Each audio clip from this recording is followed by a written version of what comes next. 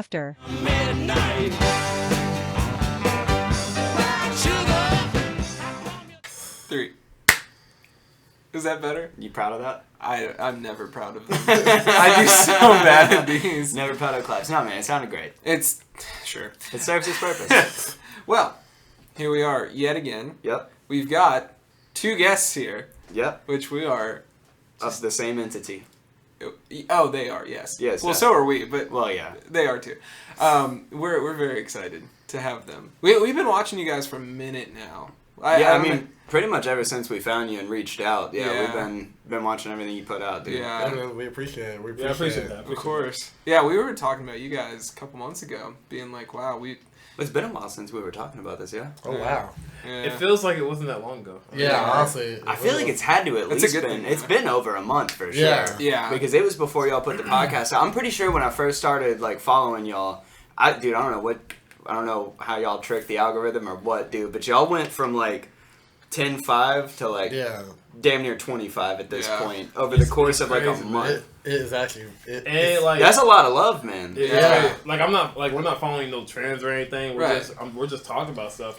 Oh, you're absolutely not following trends. Yeah, you can tell. I think get out there, you just be yourself, ask your questions. Yeah, we just have those uncomfortable conversations that many people don't have. I think that's why many people are so engaged, because not many people can have these conversations. Right. Yeah, I mean, it's definitely a rarity nowadays. Most people are err on the side of caution. They want to more so be super strict on the content they put out and try to be like politically correct. Exactly. Y'all are never disrespectful by any, not from what I've seen. You've not been disrespectful, but you are very upfront about the questions that you do ask. Yeah. Exactly. Yeah, and well, okay.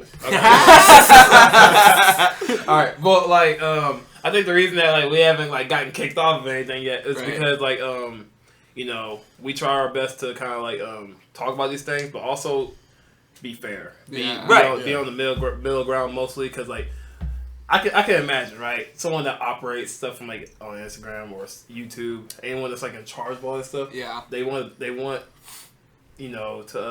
promote the kind of content that people want to see. Right. And the ultimate goal of all social media is see if you can keep them on their platform for a long period of time. Right. And what we do keeps people engaged. Yeah. Whether it be like them reading the subtitles, it keeps them on our profile, keeps them on their profile, and ultimately they're gonna like it, they're gonna promote it. Yeah. So, well, on top of that, sorry not to cut you off, but just the kind of content that you guys specifically are going after at the moment, I think, just from like sort of an outside perspective, because we don't really have a motive in anything that we say here. It's really just sort of like whoever we want to talk to or whatever. We don't have a specific platform. We don't push any. Right? Yeah. There's not that y'all are trying to push. No. But at the same time, you guys also have sort of specific lines of questioning that you'll go down and things like that. I think that kind of content though really is sort of starting to even out as far as mainstream popularity goes, because I think especially like in the area that we're located in currently, there's probably a lot more people that are interested in talking to you guys than necessarily if you were in like fucking Hollywood or something. Right, exactly. But it just seems like you guys have found a really good niche for exactly what you guys are trying to do, which I think is really admirable, and I applaud you guys for having the ingenuity to do it, you know. I think one of our main objectives was trying to give people a voice. Because we know that like someone, we might find someone who's 10 times as smart as us, and he or she have been completely silent all their lives. Right. So we just wanted to give them like an opportunity to like say what was on their mind. You're definitely good at letting them speak too, man. I mean, I like every single time, every interview that you do, you let them talk, and then if you even pull the mic back and they start talking again, you just lean it right back in. Yeah, y'all are really, really, really well planned out. And so he goes to grab the mic and take it away from him. Yeah, someone just grab the mic and take it away. Yeah, man. So all right, real quick. Y'all want to introduce yourselves real quick? Yeah. There we go. Yeah. All right, so my name's Parker Burch. I've been doing the social media game for almost a decade now. Damn, a decade, dog? Yeah, I started since I was a junior in high school. Wow. I just liked YouTube. Yeah. I remember it all started with gaming. I don't know if y'all know a guy like Vanoss, Markiplier, and stuff. Yeah. Oh yeah. That's what gave me the big inspiration. Like Septiceye and all of them. Septiceye, Corey Kenshin. Yeah. Those guys really. What kind of games were you playing out of curiosity? I was a smooth guy growing up. So let's see. The first game I was really interested in was. I was basic back then. Call of Duty. Yeah. Everybody. Listen, man. Everybody I still fuck with Call of Duty. Everybody want to be a Call of Duty gamer. Yeah. That was just the thing. But I remember the first video game that I ever played that I can remember was the Kingdom Hearts. Oh yeah. Kingdom Hearts was that game. The plot was crazy. We was too young to understand how to play it. But as a kid, back then I was way too young to understand anything. I was just playing the game. I was like, hey, it's the only game I got. Guitar Hero was also up there. Yeah. I remember the first game I played. That brought families together. I remember the first game I played. It was Dragon Ball Z. Oh, which one? Budokai Tenkaichi. Oh, yeah. Y'all are Dragon Ball fans? Oh, yes. Oh, we're anime fans, yeah, for sure. So that's what I'm talking about. Our last episode was basically just about Dragon Ball. We ended up accidentally talking about. I say accidentally. I mean, we talked about Dragon Ball Z for 45 minutes or some shit. I'm not gonna lie. Growing up playing that game, I used to get my ass kicked. Oh, for sure, left and right. It's a hard game. It is. I mean, it's not because it's hard. It's because like people, they just like putting me through stuff. Like they just like our dad. He would whenever he would play with. Yeah, he would always use like Hercule for some weird reason. Oh my gosh, it's so funny. I'm over here getting my. I'm over here being Vegeta like Super Saiyan 3. I'm getting my ass kicked by Hercule. That can't even like fly. How is he flying? He's always the one standing around at the end like, I saved the world. Yeah. I bet you did. Yeah. Hercule was like one of those people, like, even if he lost, he still wanted. Oh, exactly. 100%. Listen, it's all to save face. Well, so, was he into Dragon Ball Z as well, or he just like playing with his kids? He's into Dragon Ball Z. Yeah. No shit. That's so awesome. I love that. Let's see. It was our granddad. He had a whole bookshelf just full of anime and movies and stuff. It was our granddad. Damn, dude. Oh, that's y'all are really got yeah. Granddad really got it goes way back down the line. You're way back. Oh, I love that. I don't know if I've ever met anybody whose dad, let alone their granddad, watched the shit. Yeah, that's awesome, man. That was the first one I got into. Yeah, it trickled down to like Bleach. Yeah. I still have a. Oh yeah. We still have the DVD that he gave to us. It was the Cell Games DVD. Yep. Yeah. Okay, real quick. I don't want to spiral out too much because we still got to do the introduction. I don't want to spiral out too much. We'll get into it. I gotta do my introduction. What's y'all's favorite saga of Dragon Ball Z? Oh man. Okay. Oh crap. Hold on, because I know this too. See, look.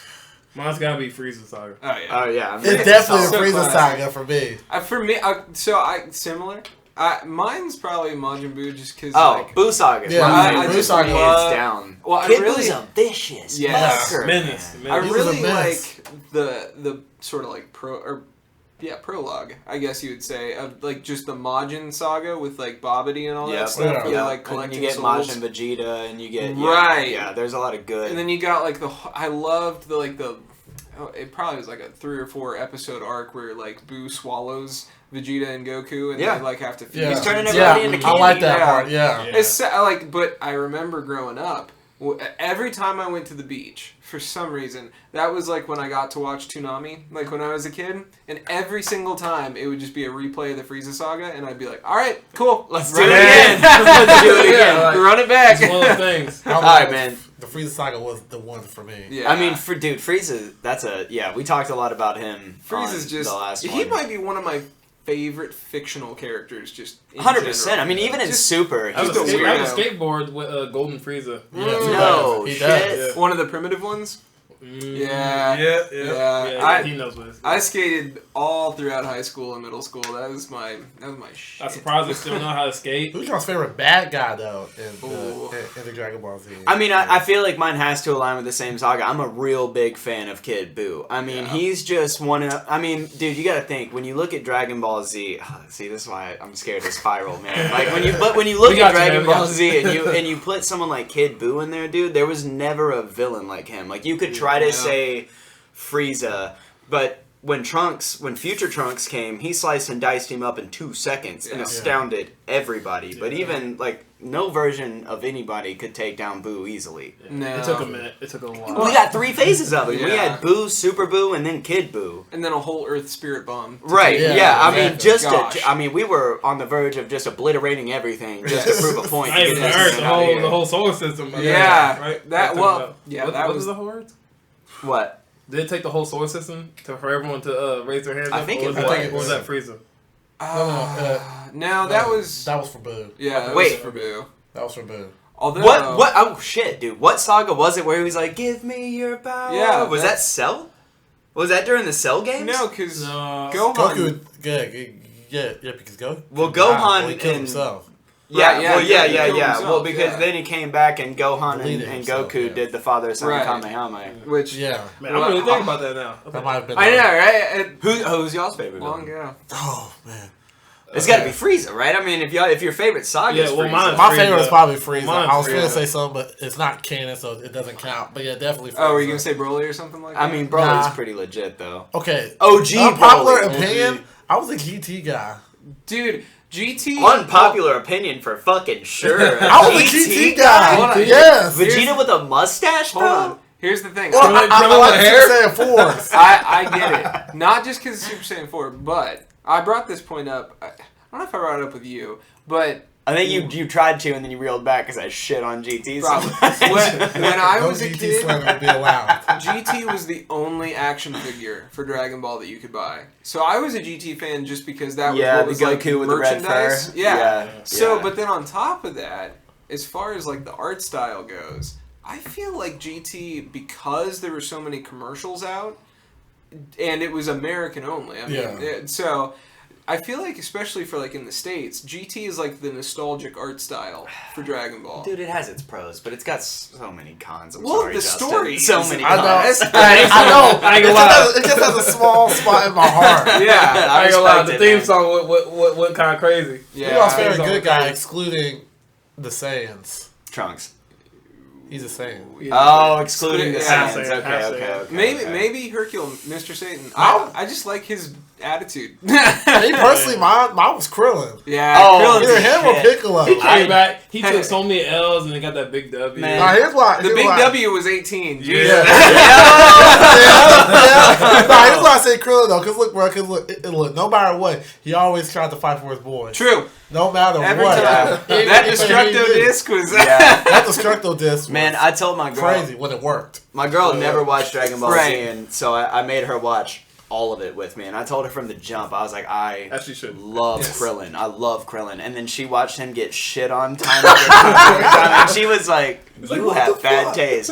I do love Yamcha too, though. I was about to say Yamcha and Tien are the two lowest tier crazy. of ever. I'll take Tien over But they still never back down, though. They still show up for the boys, you know what I'm saying? They technically beat Goku, so I'll take Tien over Yamcha. Yeah. Unless we're talking about baseball. All right. Back on track. So you started off a decade ago with games. Yes. What's the evolution from there? He's the one that keeps us on track. I tried to, man. I'm not good. I got down rabbit holes too. Good.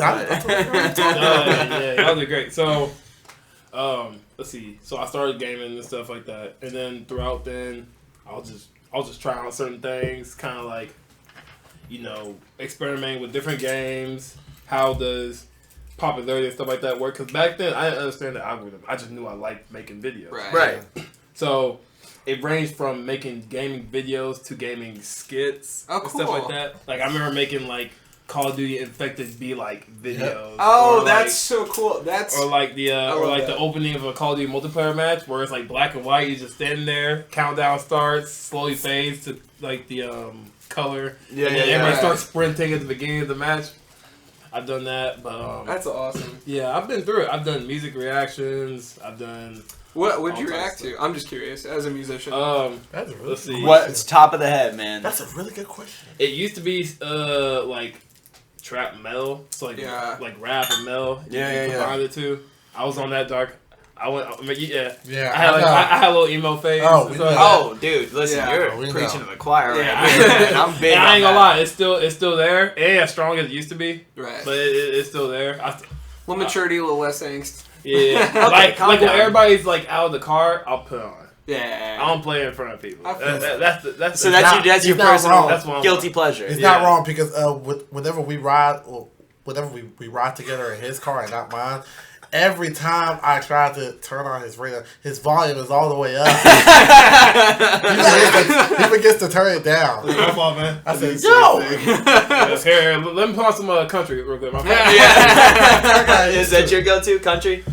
It's my second go-to. It's growing on me because we line dance, of course. Right. I'm a hip-hop guy. Yeah. Hip-hop guy. Yeah, for sure. I've always been. I mean, I grew up around it. Yeah, it's basically what we grew around, and we're just newly country music listeners. That's interesting. Yeah, man. You don't hear that transition very often. Normally, it's like the complete opposite. It's like, man, I listen to Crosby. No, Crosby, not country. I listened to George Strait my entire life. And now I'm here listening to Lil Nas X. I tell you, he ain't too bad though. I'll tell you that much. I work with a lot of them. Spirit. Man, I tell you, you give a redneck a Silverado with 2 fucking 12s in the back, and they will find a love for rap. They music. will. They definitely will. Oh, speaking of music, I remember a few years ago. I think it's been almost 3 or 4 years ago.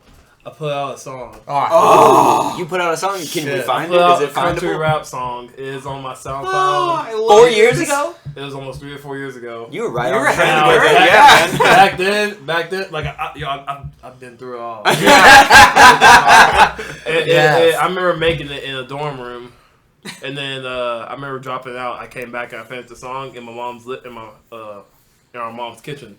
Yep. It was 3 o'clock in the morning. I was whispering the song. I had to turn the volume up a little bit, but it was called Black Tractor. It's called Black Tractor. Oh, I love that. Listen, man, that's you a gotta great title. Re-record it and put it out, dude. It'd be a fucking bop.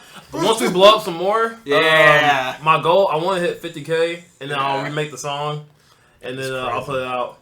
I should start making. I remember the chorus. It was like she riding on my black. Of course, it's like a country saying, but basically it's saying, "Hey, come ride me." That's what basically means. That's like save a horse, ride a cowboy. Right? Yeah. New line dance song, maybe.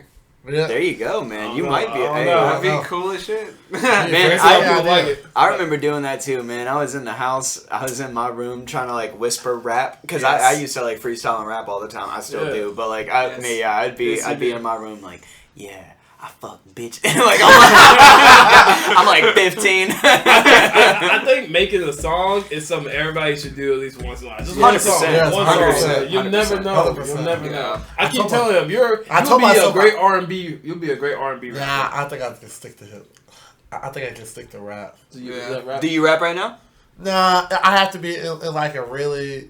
I have to be in like a weird setting to like. You gotta go through a breakup. Freestyle. Yeah. You need the character development. Man, if I go through a breakup, I'm just gonna go work out. Man, you don't ever just like you're never in the car just throw on some like tight beats and just freestyle on your way to somebody's house or something. Nah, I just be thinking about stuff whenever I'm traveling. Yeah, that's fair. I be bumping different things, man. I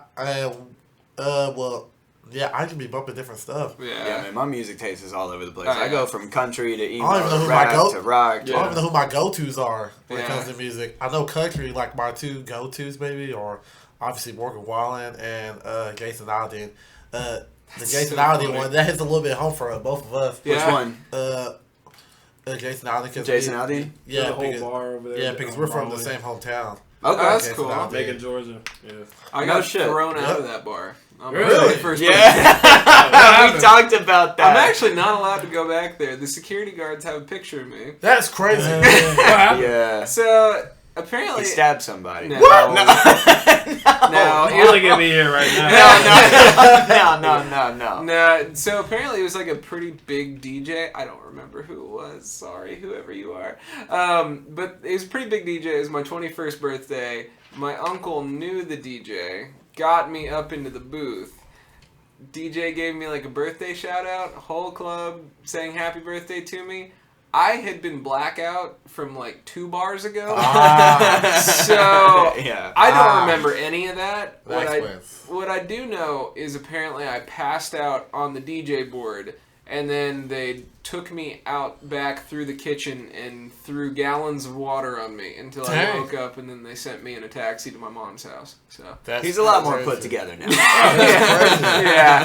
They took some good care of you. Yeah. But I thought they just threw you out. Like, nah. I mean, they politely threw me out. threw me out. I mean, they put him in a taxi. It wasn't like a DJ Jazzy Jeff incident. Yeah, right. You know. Yeah, I know what he's talking about. All right, Justin, how did you come to be here, man? Well, first of all, my name is Justin, and I'm the voice of the Burch Bros. Woo! And I literally just started doing this maybe late August. See, dude, I don't want to cut you off. That's what's so fucking impressive, though. Yeah. Late August, and y'all have gained quite the following so already, much traction. man. I mean, which kind of makes me pissed off, but also makes me feel a little stupid because I remember when we first started, it was the Burch Bros. It was me and you. Yeah. But of course, transitioning to college and all that stuff, we separated. So when I started doing my own thing, it was like nothing was working. Nothing was working. But I learned a lot of stuff. Like I made music videos before. Right. And all that stuff. Like I've been through it all. But once we started back on the sports stuff and you came back into it, not even a week after, 1 million views on like one of our reels. I was like, what the fuck? And then he just looked at me and was like, I remember it like it was yesterday. Whenever we both decided to do this was like a week before the first video that we made together.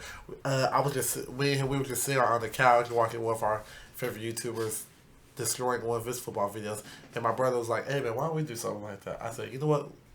Let's do it. Why not?" And then we ain't doing nothing else. Yeah, right. And then basically, and then I remember like 2-3 weeks later, I was getting my tires rotated, and then I checked my phone. I see this one Instagram account, Overtime. They reposted one of our reels. I was like, huh? I was like, yo, and then it's like a sports center. Yeah, and then I see Max Press reposted it.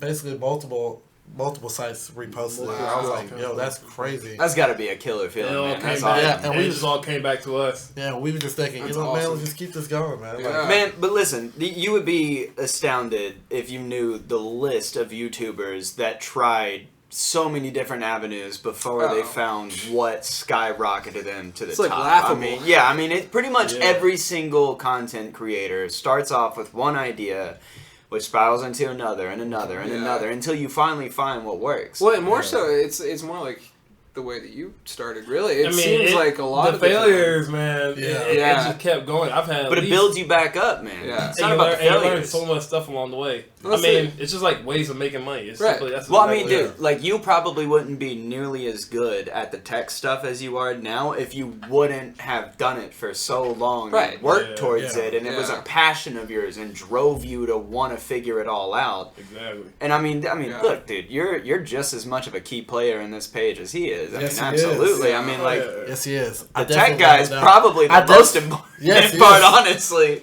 Yes, he is. He has to do all the editing. I just have to talk. Right. Yeah. Dude, so I check, talking is a whole lot more easier than how nerve-wracking was it? I mean, y'all seem like pretty outgoing people, but like how nerve-wracking was it the first time you hit the street, you're like, this is what we're doing, and the first time you go break the ice with a mic in your hand and you're like, hey, can I ask you some questions? That's actually a funny story. Okay, so the first time we did, I recently just bought these like little tiny mics from Amazon. Yeah. Plug it to your phone. So basically, we had a little bit of practice then and there.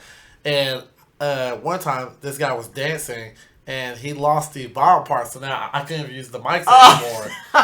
So basically, those were just like practice reps, but I can't really get any more practice with him. So we was just thinking, hey, why don't we just buy a mic? It accelerated the process anyway. So now we really got to get a mic. Yeah, definitely. Yeah, it was like a good motivation to just spring for it. Yeah. So I know you all shoot the podcast on like, legitimate DSLR cameras, but is all the, I don't want to call it your most popular content, but I would say what you guys... The street interviews. Yeah, what you guys are probably the most known for at this point is your reels. Is that all just phone and a microphone that hooks up to a phone? We actually use one of our cameras and the microphone. Nice. So, your content looks way more high quality than just like an iPhone. Yeah, so I mean, like how it works, I mean, I ain't gonna lie to you. iPhones nowadays, like the new one that just came out, is catching up to the DSLRs. Yeah. I mean, when you cinema pull mode, the cinematic like 4K that. stuff, Yeah. you have a certain setting on it, it's crazy. But that stuff is. I mean, nowadays you can easily just go buy, 2 little mics and have them plug into an iPhone, and you can get started like that. Like, it doesn't take a lot of money to make content. Right. Yeah. But, really, just the drive. Yeah.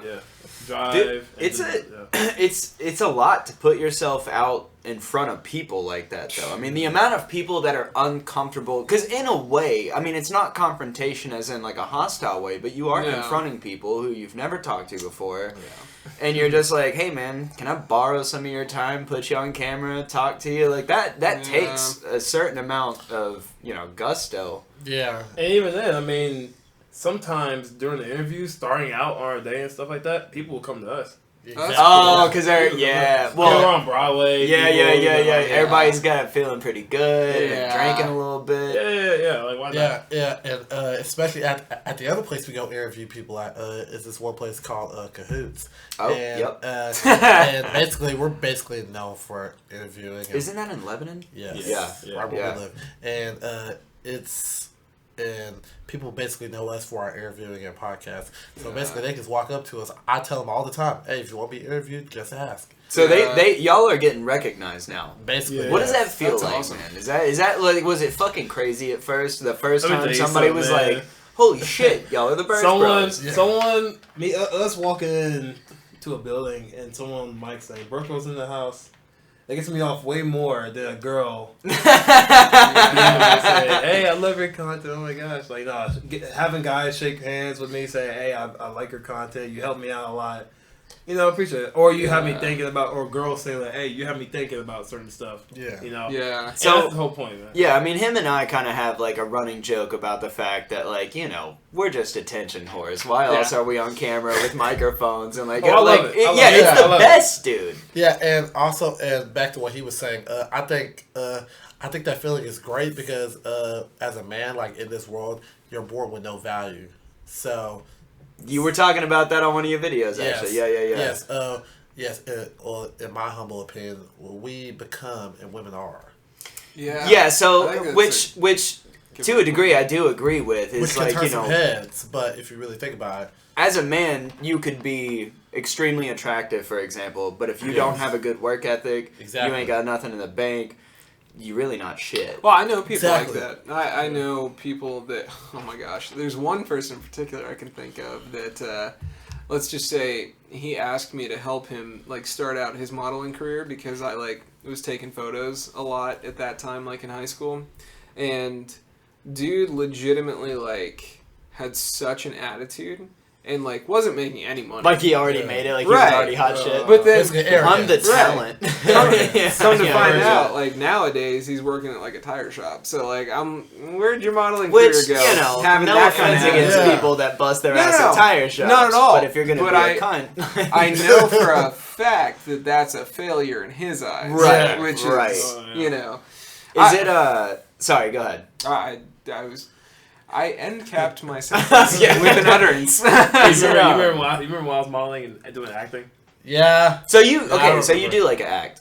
Yeah, so I was on CBS once. Wow. No shit. That's cool. Yeah, that's awesome, man. I was a barista. It was for this girl by the name. Her name was Danielle. She had like 3 million followers at the time on Instagram. I was in the same scene with her. I had to give her a coffee, and this guy with like a hoodie had to follow her and stuff like that. It was on set, but it was my first time being on the actual set with all these cameras. Yeah, man. The director. I had my own trailer, man. That's Dude, awesome. that's sick. So y'all were always going places. That's right. We just, I was just living. I had a huge dream, and then once he came out, it was like we kind of figured it out. It's kind of taken off because we've always been together like our whole lives. That's awesome. Yeah, I think out of our whole lives, I think it was a week. It's probably 1 week combined that we didn't see each other. Wow. Basically, yeah. That's crazy. Maybe that's outside, bond right there, man. Yeah. Basically, like outside of college. We've always, pretty much. Yeah. And it's not just us.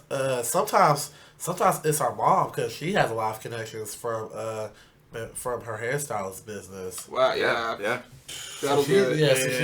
So she'd be opening doors for us sometimes. This is one story. Everybody got hair. It's always about who you know, dude. I don't give a shit what industry you're in. It is who you know. I don't care how good you are. And that's kind of like That's the whole point of why we wanted to start this. Is Nashville is nothing but talent, man. Yes. You could throw a rock on Broadway and hit somebody who's talented.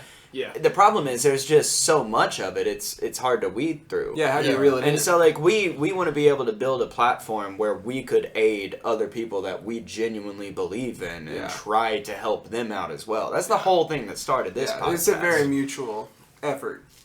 So I mean, it's all about who you know, and that I mean, that's the biggest thing. Is like so kind of like showcasing the talent in the local area, right? And branching off and further on to where you're doing big names and stuff. It's good to put people on. I mean, don't get me wrong, man. We obviously would love to have big names on, but I think we kind of both would still prefer to keep it kind of hometown in a way, man. Like kind of support the community that you grew up in. You know what I mean? Like I would never say no to, you know, like if fucking Jason Aldean wanted to come on. Like, no way in hell we would say no to that. Definitely would say no. But at the same time, we don't want that to be our main focus. There's plenty of outlets. Right? Yeah. There's already plenty of other outlets that interview big name artists and big name actors, and that's great. I mean, that's a great platform, but it's rare though. We're more driven towards local. You take pride on finding the hidden gems. Yeah. Well, you know, the other thing too is a lot of people, especially in like the local community, I feel like a lot of talent, very little opportunity, not only just to showcase that, but to explain what they're doing.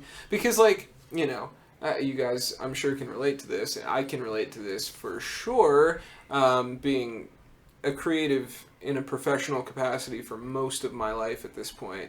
I would say that the amount of people that legitimately ask me questions are very few. The only people that really care about what I've done are people who just kind of want to gawk over other famous people I've met. Yeah. Which is not a good feeling, you know? No, not really. So for us to be able to give a moment for up-and-coming or local talent to just be able to, like, talk through their process, I think is rare in its own capacity. Yeah, and therapeutic to some extent. Right. Oh, absolutely, man. I mean, we wouldn't be doing this if we didn't love the opportunity to meet new people. You know what I mean? Yeah. Like, if we would have never started this, we would not be sitting here with y'all, talking to y'all about y'all's life experience and what motivates y'all to do what you do. And I mean, that's what we genuinely love doing. People like y'all are, like, so underrated, man. It's not even funny. I mean, just take it from us. Well, how we started, we were just doing local football games, and those things got around fast. People because no one was doing that stuff. Find that niche. It got around, and people from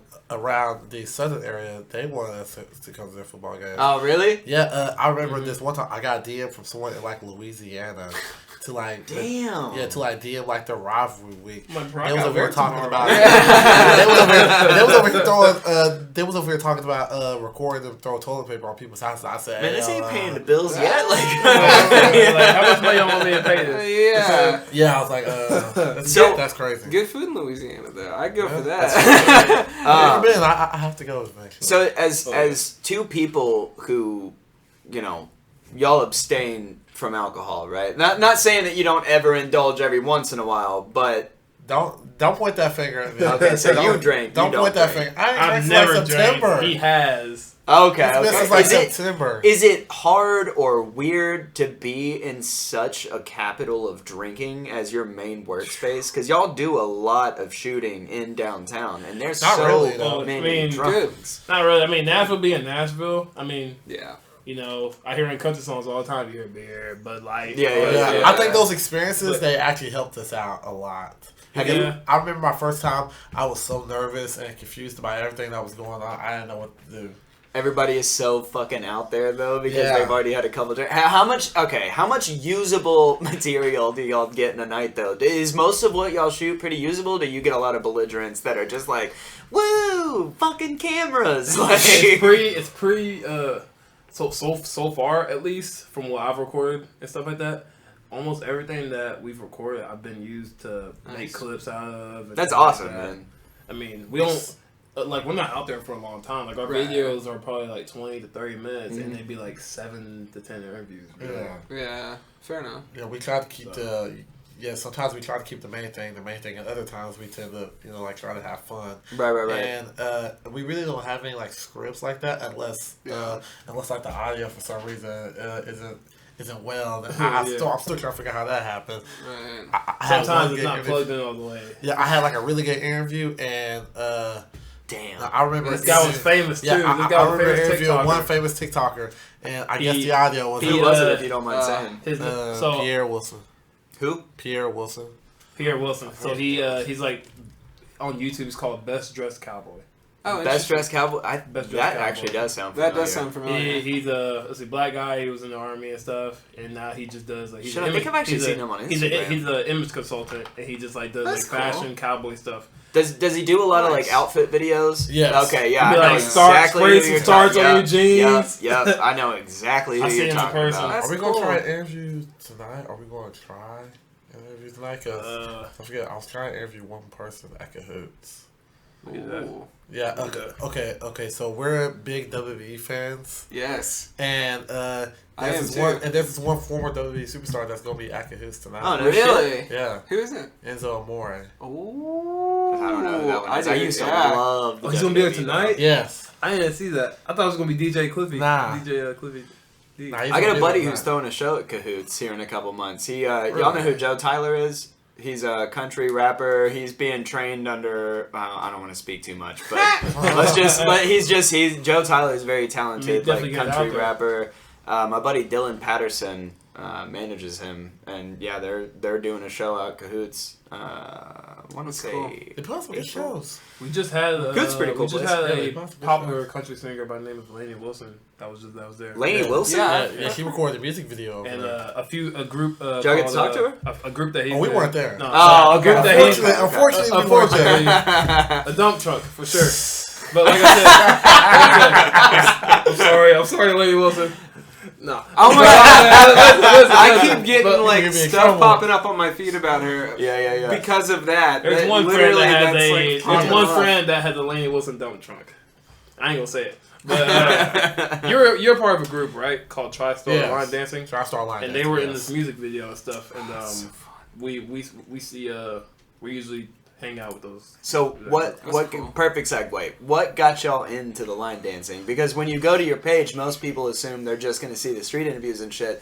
And then you see y'all tearing it up on the dance floor and you're like, holy shit. I can tell the story about the first night. You can tell the story, but I just want to say he taught me. Yes. You taught me how to line dance. He's smooth with it, man. Okay, so the look backs at the camera, the look back at the camera, like, yeah, you see this shit. Okay. So the first night that we tried, yeah, you know exactly what I'm talking about. Okay. So the first night that we tried line dancing, we just me and him, we quit this one job together, and we was over here just happy. So we was like, you know what, man, why not just take a little trip to Knoxville just for the heck of it?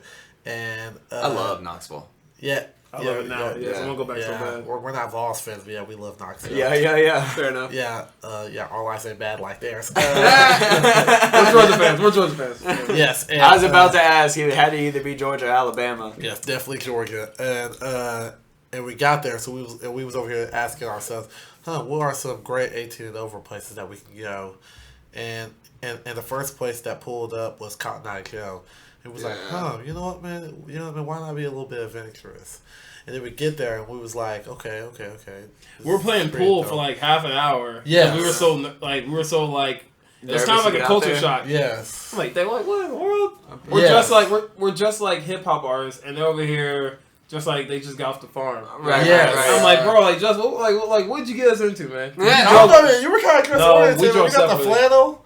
I did have a flannel. Yeah, but you got the flannel on. But the flannel makes you blend in. But that was my style at the time. I didn't mean to do it. Yeah. Me, I was definitely dressed all hip hop. Like I said, bro, emo phase, man. Yeah, and we was just seeing like what they were doing. We was like, this looks kind of dope. Yeah. Did you just pick up on it? Did you just get out on the floor and you were just like, I'm just going to try to move and match their movements? This is before I could pick up on stuff like really quick. The only thing that we knew, obviously, were the cha-cha slide. Right, yeah. Come on now. Electric slide. Yeah, those yeah. Those were the only three I knew. Anything they played in middle school skate center. Yeah. Yes. Yeah, 100%, man. Yeah. We don't really count those anymore. I mean, we don't count those anymore. Were you into country before you got into square dancing, or do they kind of go hand in hand?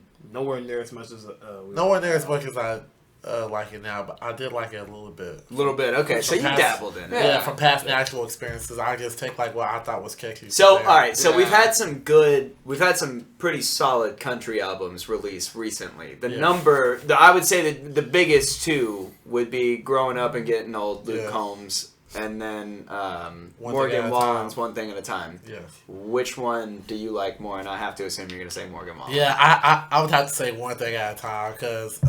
How many out of the 36 songs were you a fan of? Don't tell me all of them because that's a fucking thing. lie. Yeah, I low-key like Dangerous way more. Dangerous was a solid album. I might have liked Dangerous more, and that's nothing on Morgan Wallen. It was just he had some great songs on. There was just something different about the Dangerous album compared to I could be wrong when I say this, but I feel like the Dangerous album. I want to say he wrote a little bit more of those songs. Yeah, compared to One Thing. Because on One Thing at a Time, there's a whole bunch of writers on that album. Nothing again. We talked about this a little bit. Nothing against Morgan Wallen by any means, because he's there to sell his voice for the most part. Yeah, exactly. And his talent and all of that. And like he pop does star. it very well. Yeah. Everyone. I'm looking at Drake. You know what I mean? Yeah, well, Yeah. Drake doesn't have any writers. Yeah, Drake writes all of his own music. He does? Yeah. Oh, my bad. Yeah, Well, no, he's been caught a couple times on a couple different songs. He's been caught. He's had a couple ghostwriters, but that's why. Yeah, that's why I'll ever. That's why I give as many flowers to people like Nicki Minaj or Lil Wayne. Yeah. Well, Lil Wayne, because everyone knows for a fact that they motherfucker write. doesn't even write his own bars. He Yeah. just goes in the booth. Yeah, everyone for a fact knows that they write their own music. Yeah, 100%. That's what I'd say. Jay-Z's like the top tier of that, because like he Jay-Z's like the legit most. just sits there and is like, I don't know, man. Jay-Z's like the most successful, but I don't think that there's been a year since he came in that he's been number one. That is what I was about to say. Because look, because we got to think he's about. He's kind of like P. Diddy though. He's more on the like no. production, Diddy like was merchandising end. Diddy was always the business guy. Yeah. Turned rapper. Jay-Z was the rapper. He's about to make a good point. Yes. If you go through the years. If you go through the years, okay, let's start like what 96. Okay, that was Pac's year, obviously. Yeah. 97. Definitely Biggie's here. 98, DMX had 2 number 1 albums. Yep. So he was bigger than Jay-Z at one point. People forget that. 99, 2000, I think that's when Eminem started to shake stuff 2000, up. yeah. 2001, 50 Cent by far. Yeah. 2002, maybe Nelly. 2002, 2003, Nelly. Yeah. Nelly for sure. Because that's back when Country Grammar came out. Exactly. Come on. And Nellyville. Yeah. Nellyville went absolutely crazy. That's my all-time, bro. Yeah. I went and saw him live. I was born 2 weeks really? Before yeah, that like album came out. 2 months ago. Awful. Awful. I love Nelly so fucking much. Ja Rule was there. Fat Joe, Mace, fucking Ashanti. Like, wow. But dude, listen, all love to Nelly and the whole team. Whoever did their sound audio engineering was garbage. That is terrible. Garbage. You couldn't hear shit unless you were in front of the speakers. Ja Rule, though, let me tell you what, that motherfucker put on a show. I didn't hear one fucking word he said, but he was running all over the place. He would disappear, he'd be done. He'd come out like 3 songs later, 1 clothing item less. Man, this man. But you know what he was doing. He was in like a hoodie when he started, and by the end of the show, he was shirtless. I was like, this man. Sounds right. This man is all over the fucking place. 2004 through 06, I'd have to give it to T.I. Where you putting 50? I thought I gave him 2001. He did. Sure. No. I gave him 2001, yeah. Okay. That Get Rich or Die Trying album was... Yeah. That album went crazy, too. Yeah. That might have been the first... I listened to Many Men pulling up here from the gas station earlier, yeah. I've been listening to 21 Questions sometimes. Yeah. Obviously, In the Club, that song's never going to die. No. It's Nothing never 50 Cent's ever done is going to die. Although, you know, like 2003... Except for his beef with John Wood. Nah, that ain't going to Hell die. no. I gotta say, I feel like Outkast had a really No, my bad. Outkast had to... They might have had 2003. 2005. Yeah. I think it was 2003. In that Speaker Box, range. The Love Below. That was their last album together. Yeah, How did I forget Outkast? That's one of your favorite. I'm literally from Georgia. They're literally my favorite group ever. Just make a public apology. B.O.B. might be my favorite, like... 2007. I love B.O.B. 2007, I have to give it Wayne. to... I was going to give it to Kanye's Graduation. Yeah, Kanye Graduation. That is a nearly perfect album. I guess can listen to Wayne- that top to bottom all day, every day. I love that. I mean, Wayne reigned supreme over probably, at least for me, I'm thinking back to high school. Wayne's right? the most timeless in my opinion. So 2013 is when I graduated. So 2009 is when I started my freshman year, I guess. 2009, 2010. And I would say Wayne almost reigned supreme over that entire course of my high school. Yeah. Between Wayne, Dre, I mean, just Young Money Records. 2008 to Lil Wayne. And then 2009, 2009 to our personal favorite, Jeezy. Yeah. G-Eazy? Young Jeezy. Okay. I was going to say, first off. We're big Jeezy guys. Jeezy didn't come out for a little while. He's from Macon, right? No, I know Jeezy. Yeah, he's from Macon, Georgia. Yeah, well, but now he's Jeezy. I mean, he gets old. We're big. We're big Jeezy guys. Father, kid. You gotta grow. He's like one of those artists who I will never put out my personal favorite top 5. Who's your favorite modern rapper? Okay, favorite modern rapper. Or just modern artist. It doesn't have to be rap. Favorite modern rapper. Just in the genre. I would have to give it to Lil Baby. Lil Baby. Hey, I'd have to give it to Lil Baby. Yeah, I like Lil Baby. What about you? He just coughs up hits. True.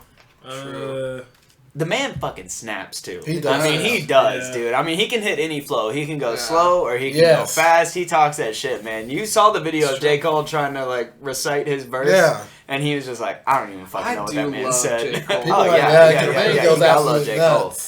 KOD was an album that I bumped for way longer than I should have. KOD, that was a pretty good album. So good. That was a pretty. Let's see. Okay, so can't get out of this. Yeah, one right now in this moment of time, currently, not in a lot of time, but currently right now, I'd say I've been bumping a lot of Yeet lately. I don't know why. Interesting. Yeet? Yeah, Yeet. Yeah. He I've heard the name, but I don't think I've listened to him. Is he experimental or? No, he's just he's a rapper. He's just now starting to go mainstream. What kind of rap is he? He went heavy on TikTok and stuff. Yeah. I don't know, but that's how I know him. He rings a lot of bells in his songs. Listen, man. It's good. Yeah. Other than that, I don't know if you guys know him by the name of Scarlord. Anyone about that? Scarlord? It's metal. It's some emo. Oh, that's cool. Yeah. Fuck yeah. Emo just shit? Yeah. See, I listen to punky emo shit. I listen to Knuckle Puck and Neck Deep. And dude, I know the Knuckle Puck guys. You like Neck Deep? There you go. I have an unpopular music opinion. Outkast is better than the Beatles. Interesting. But they're not even the same genre. Well, Andre 3000 did play Jimi Hendrix. I know. It's comparing apples to oranges, but because I tried to have this argument with somebody once. I got this girl, Caitlin, great friend of mine, love her to death. Not the one we had on the podcast. No. Not Caitlin Ladd, Caitlin West, or Caitlin Williams. She's married, but I love her to death, man. I've known her forever, and I had an argument with her one time that Frank Sinatra was better than the Beatles.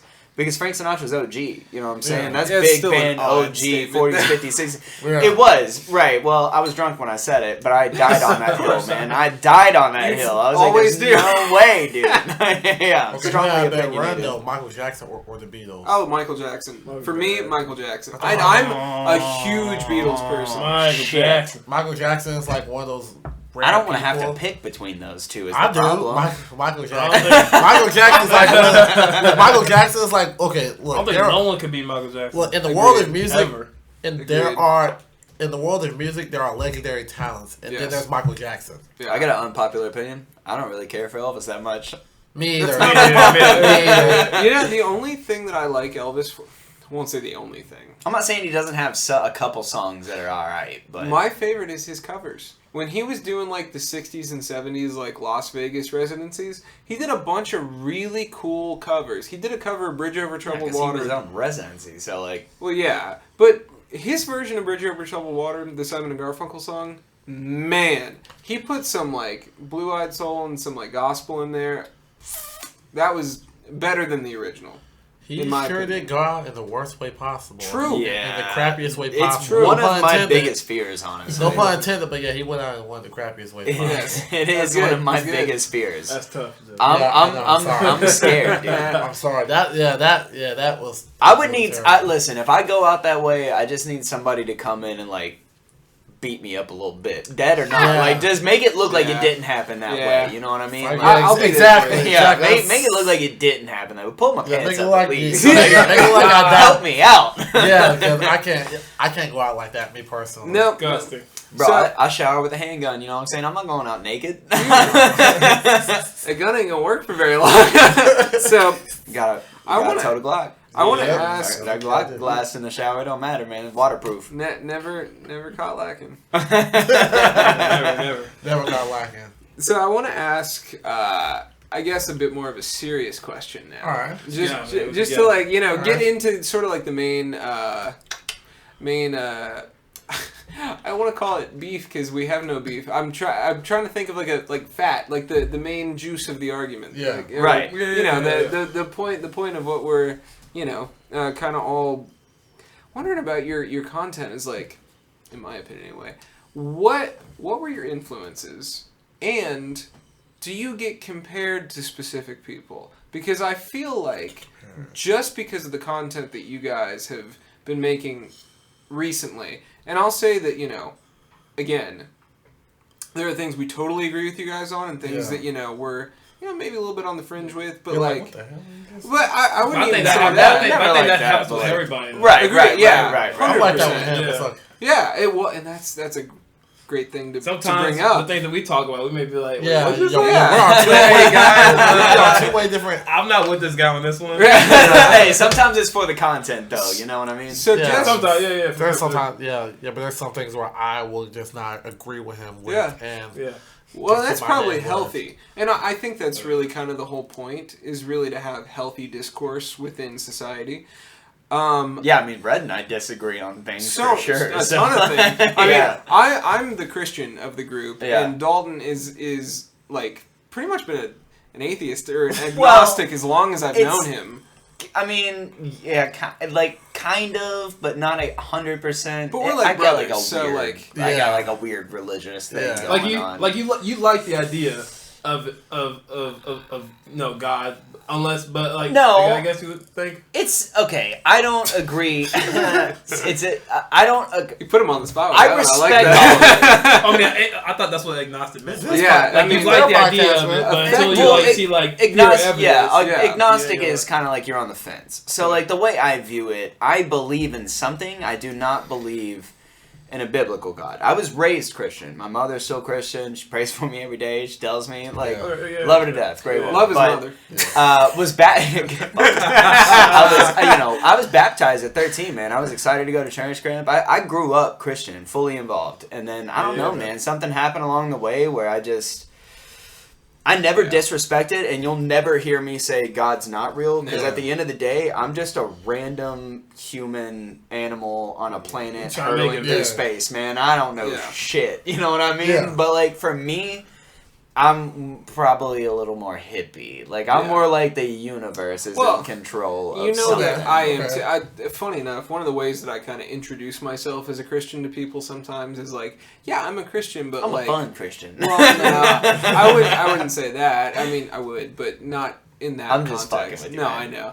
But what I normally like introduce myself as is like, I'm a Christian, but like at the same time, I have a wealth of life experience that's kind of led me to that, and a lot of that has been like being raised in the church, but then also leaving the church and doing like a bunch of psychedelics and like really going out there. Progressive for a while. Christian, very much so. Very new age. Same here. Yeah. So you done the psychedelics? No, I mean no, but like I'm like more of like a progressive guy. Okay. So like I've been out here. Yeah. Because of like.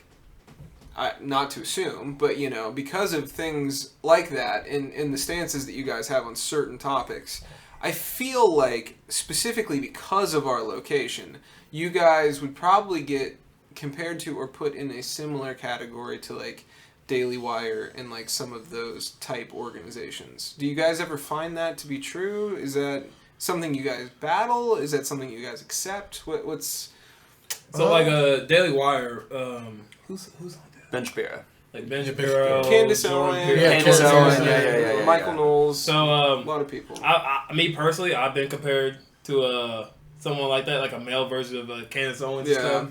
Me being like a kind of guy like that's been through all that, kind of like finding his way again. Yeah. And now out there like the preaching right. and stuff. Yeah. But I wouldn't say like I'm out here like causing all types of like confrontation. No, not at all. We don't think that either. Not at all. But like there are times where I'll be watching like there are times where I watch the Daily Wire and I'll see guys that forgot his name, but he'll go on campus and have these things called like Crowley. I love those so much. But me personally, I could never go that far. I could never get that deep.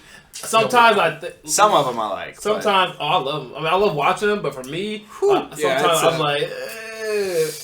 I like you, dude. That's real bag, real bag, little bag. So, I mean, if I ever want to do something like that, I'll probably do it like in more of a sports category, saying like, I'll probably go Knoxville saying, "Hey, volunteers trash." Change my mind. Right. Yeah. Something more friendly, something more that everybody can get on. Exactly. And to answer that question, I tend to welcome it. I mean, I don't really mind being compared to someone. Because I don't mind being compared to someone, but I would like for us to be the first to us. Right. No, I mean you are doing it. Yeah. And it's always like a compliment to be compared to someone of the higher tier. Yeah. Right. To they're kind of pulling you up. Yeah, it shows that you're doing something that's. It's more so a comparison of views. Yeah. It's more so a comparison of views. Yeah, or viewership. Really what it boils down to. Yeah, I get, and I highly doubt that we agree with the same things as those people, every single thing. Yeah, right. Because at that point, you're just being controlled. Yeah, right. Exactly. Yeah. You're just being a sheep. So, okay, so y'all still maintain an open mind while also having your own opinions that you have. We welcome all facts and opinions. Right. So, I mean, y'all aren't going to downtown Nashville. How could you not? I mean, even with our podcast. Yeah. We'll invite people. We'll invite ladies, whether you're a pure Christian that has never committed a sin, or all the way from the goth chick that just came back from a metal concert. You know what I'm saying? But we're open to everybody. And like I said, like I've had my time with all types of these girls. Right. Yeah. You know what I'm saying? I've been through it. So I mean, not me. Not you. I know what I've liked from the jump. Fair enough. I know what I liked. Listen, man, it's not bad to have standards, dude. Not at all. That's a whole other thing. It's not bad to have self-respect too. Yeah, I'm extremely picky, so I totally get you. I just have self-respect. Yeah. So kind of on that train of thought, you guys talk a lot about like. Not only respect, but sort of like the male perspective on a lot of modern social issues. Yes. What? Just for fun, do you guys have some like interesting questions? Maybe y'all could throw back at us, and maybe we could do like sort of like a little snippet for like the guys watching at home, like what your show is really about. Yeah. You want me to ask one? Yeah, go for it. Okay. All right. What do you guys think is the biggest problem with dating nowadays? With what? With dating nowadays. With dating? Modern we think it's the biggest problem in today's world. What's the biggest problem in y'all's opinion? Shit, dude, I haven't dated in so fucking long is the problem, man. Do you want to go first, or was that a flex? I've been in the same relationship for 4 years now. Like she's my fiance. We got a kid together. Congratulations, appreciate that, bro. Appreciate it. Congratulations. That's the end goal too. Yeah. Turns 9 months in like a couple of days, so yeah, it's a whole ass experience. Yeah. If I had to go out on a limb though, so like I'm a little bit more. I'm like a weird mix of things, right? So like. I'm very old soul in a lot of ways and very traditional in a lot of ways, but at the same time, I'm also very progressive in a lot of ways. Yeah. So nowadays, it seems very commonplace where it should be expected. So, all right. The only way I can think to put this is if I'm dating a woman, I personally feel like you spending one-on-one time with another man that's not me is not very respectful. No, it's not. Right. So, like, to me, if my fiance, and I trust her with everything in me, I really do, but if she was to go hang out one-on-one with another man that I didn't know, if she was to hang out one-on-one with Red, that's my brother. It wouldn't bother me one bit. Yeah. See him almost every day, But it seems very commonplace nowadays for that not to be the case. If I want to go out with my friends by myself, that's not a problem, even if it's with other dudes. And, like, there's some of that stuff that I don't necessarily, like, it's not that I disagree with it, it's just it doesn't fit my lifestyle. It doesn't fit my... Because I wouldn't do that to her. I wouldn't go hang out one-on-one with another woman because all that does is lead... to the brain spiraling and questioning stuff and whatnot. But what you're saying basically is though that like that's sort of the social norm. It is the social norm nowadays. It's a very progressive thought process of men should be able to be allowed to be friends with women, women should be allowed to be friends with men. And to a degree, I do agree. But at the same time, I'm a man. I'm a man. I know how men think. Exactly. And I'm sorry. I know that And that's the thing. And that's the. It's like shooting yourself in the foot. Right there. Exactly. It's like shooting yourself in the foot. We don't trust other men. But when you say stuff like that, because that's how I feel. We receive backlash for stuff like that. But I agree with that stance. Yeah. But like, it's surprised how many people disagree. It's almost like I'm shooting myself in my foot because I trust me. Right? Yeah. So then she's like, okay, well, if you say that, and not her, but just a general, like, okay, well, if you're willing to say that you don't trust another man because he's a man and you know how men think, does that mean that you think that way? Does that mean you want to go fuck other women? So this is something that and so it's like shooting yourself in the foot a little bit at the same time. I've dealt with that a ton. So, like, I'm married to a woman, and I've been married for almost 2 years now. And all my life, my best friends, other than like a very few specific people, have been females. Do you have a lot of female friends? I have a lot of female friends, and I feel like that's really just because in the same boat. I get on. Yeah, for me, are you willing to give them up for a relationship? Yes. Oh yeah, and I was too. But if she's worth it.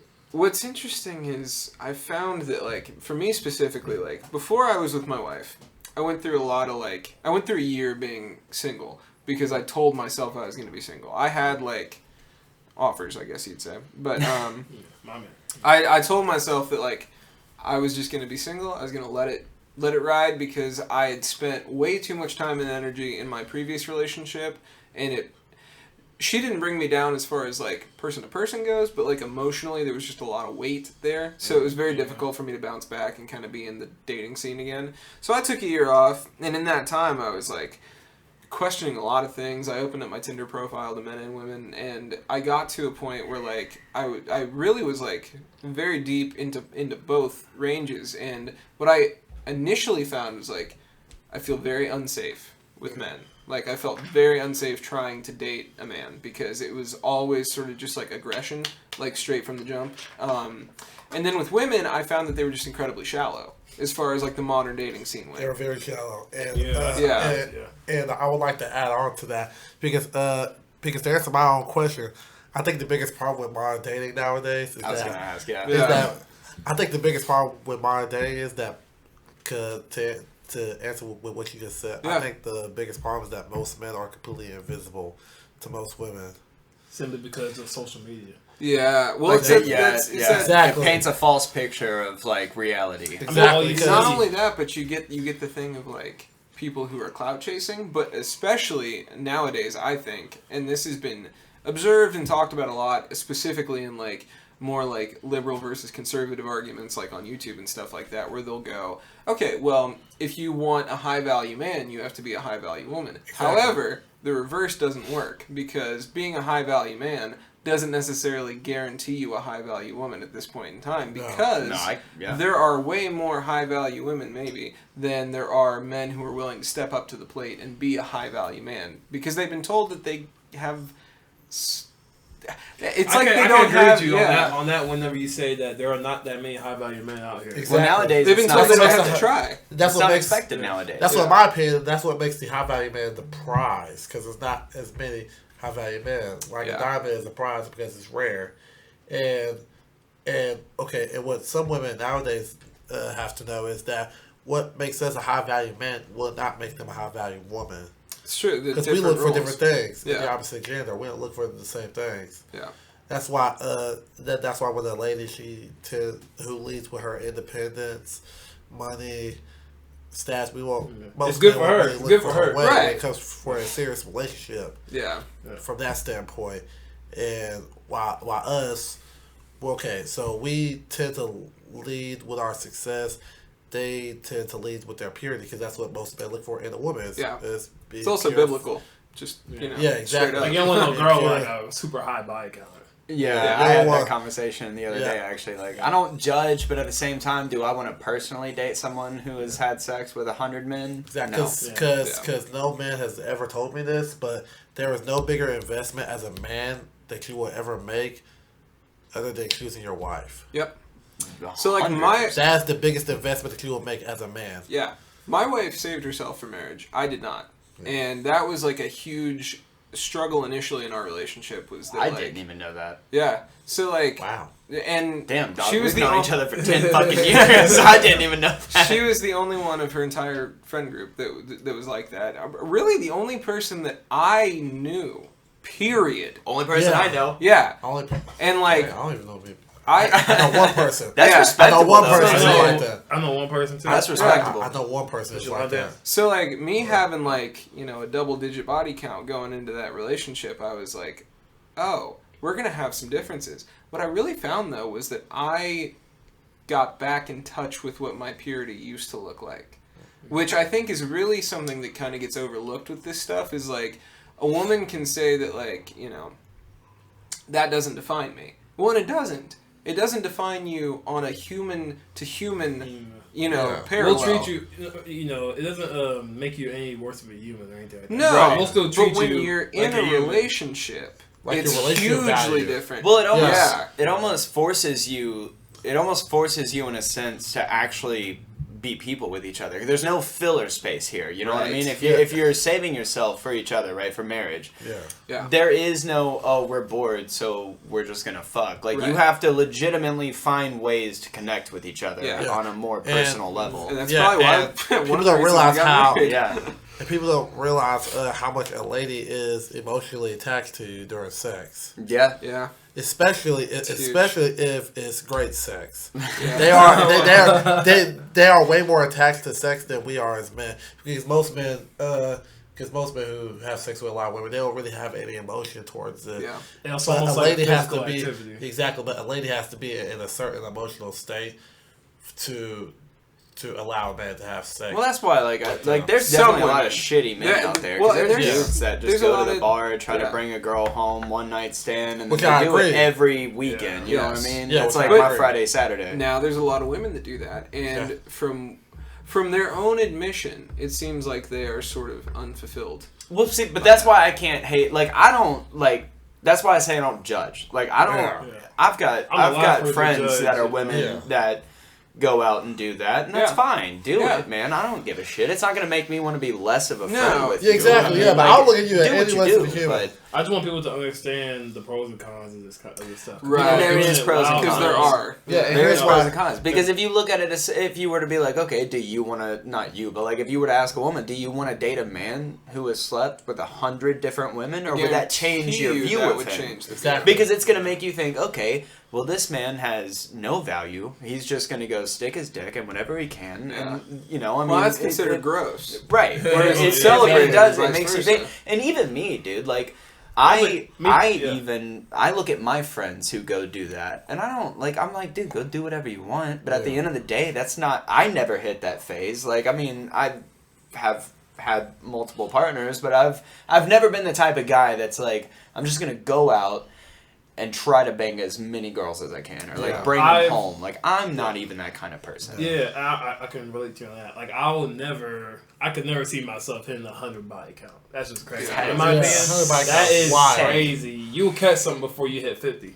Yeah. And do you really think? Well, actually, I have a question for you. Like we have friends that like solely go out for women. I'm like, bro, like you're not gonna have a good time. Yeah, but no. But I have a question for you. Okay, do you believe that a man with a body count 50 is different compared to a woman with a body count 50? Yeah. Why? Yeah. Well, I mean, we're different. I'll answer that for you. It's because they're the gatekeepers. Ooh, I don't know, man. I don't know if I see a difference. That's a very. I know it's a question for him, but what is the difference? Men and women are different. Yes, but simply the gatekeeper. Basically, who controls who has sex? I think both parties, personally. I mean, I think both parties, honestly. Hold on. Because if I'm not in the mood and she is, I can say no just as easily as she could say no if I was in the mood and she can't. That's really not the discussion. The discussion is the guy forcing himself on a female, which happens all the time with just like emotional manipulation. Yeah. Like, I'm horny as fuck, this is gonna happen. But I know women that do that. I do too. But what I'm saying, women use pussy as power. Definitely. 100%. Yeah, 100%. 1,000%. Although it's more subversive. It is a lot harder to use dick as power. Exactly. Exactly. You have to be a domineering person in order to use your sexuality to control anyone. However, but that's not a good thing across the board. Across the board, basically, basically the question I was asking him was, don't be that person. Yeah, definitely. But basically, the question I was asking is, who controls access to sex generally? Yeah. See, but but when you word it in that sense, I just feel like it's equal across the board. I get what you're saying. I get what you're trying to get at, but I just feel like I feel like a man can say no just as easily physically as a woman can. Maybe not mentally, but generally speaking, 1000%. But generally speaking, who tends to say no more? Women. Exactly. Yeah. And when the woman says no, basically, I mean, that's it. Yeah, no means no. I believe us men, we control who gets in a relationship. Exactly. We control the relationship aspect because at the end of the day, who's the one who has to propose? Yeah, but even still, like, when you look at a relationship sort of like from an outside perspective, just like a total third-party view, you see that, especially nowadays, I'll say even just compared to, like, the way that a relationship went maybe, like, in the 90s. It's just far enough removed, I think, that, like, it could be different. Yeah. Nowadays, you see that men in general are much more relaxed in a dating situation. Not just relaxed, but also, like, willing to be understanding maybe when things don't necessarily make sense to them. Yeah. Because, we've had the social conditioning of that for several, 10, 20 years at this point. Well, nowadays it's controversial to be controversial. Like, if you have different opinions from today's standard society norms, it's like a problem. Is a whole other conversation on its own. But, I mean, it's a very fair point, though. So, like, if you look back at the 90s, though, like, if you look at, like, Friends, the TV show, people falling in and out of relationships constantly, and even intermixed within a friend group. However, I think the key difference is that there's expectation out of men in that context, whereas nowadays it doesn't seem like there's necessarily an expectation. It seems like it's sort of like I can take it or leave it sort of thing. Equal across the board. Well, not can even be just a dangerous not game. even just equal. It's not just equal. I think that it's more along the lines of like almost benign towards each other, which I think is sort of like contributing to this whole lacking of like partnership in relationships nowadays, because it's not just one cohesive unit. It's sort of like, well, I bring these things to the table and I bring these things to the table, and if they don't mesh on any level, then like the relationship is over. Like what, too independent, but also be together while still maintaining independency? Yes, and there's some compromise in there that has to happen for a relationship to work and to be healthy, and that's kind of been forgotten about. Yeah, well, most of the time, I think nowadays most men, they don't really know what they bring to the table, or they don't know what their value is. Mm-hmm. So you have a lot of men who is usually unhappy with their relationship, or they can't really get in a relationship because they don't really know what they're worth. Sort of like the incel yeah. region of things. Exactly. Yeah. There's a whole lot more incels of men compared to women. Oh, yeah, 100%. Yeah, 100%. Yeah, because I don't know many women on this planet who are involuntarily celibate. Usually they're voluntarily celibate. They choose not just not they sex. choose. Or as a person that just can't get it. Well, it's, I mean, I've always kind of said, that's true. You know, any woman who, let's just say attractive, any attractive woman or of some sort of attractiveness could walk up to damn near anybody in a bar and be like, hey, do you want to make out? And they're going to say yes. If any dude was to walk up to any woman and say that, I don't give a shit. He might fuck around and get wrath. He might fuck around and get I mean, maybe if you're Channing Tatum, you could pull it off, but like 9 times out of 10, or 9 times out of 10, if you're a dude and you go try to pull some shit like that, it's going to be a problem. So you're going to need some sort of skill, game, exactly. approach or a certain way. So I've got a question for you guys on that particular subject. Not to like, play y'all on the spot or whatever, but to sort of play your own game with you. What do you think really makes that equation make sense? Because in my mind, what I'm seeing is sort of like a different level of value towards the relationship itself, or even just sex itself. Because if you look at a woman who is willing to sleep with just about anyone, it's a different value system than a man who is willing to sleep with just about anyone.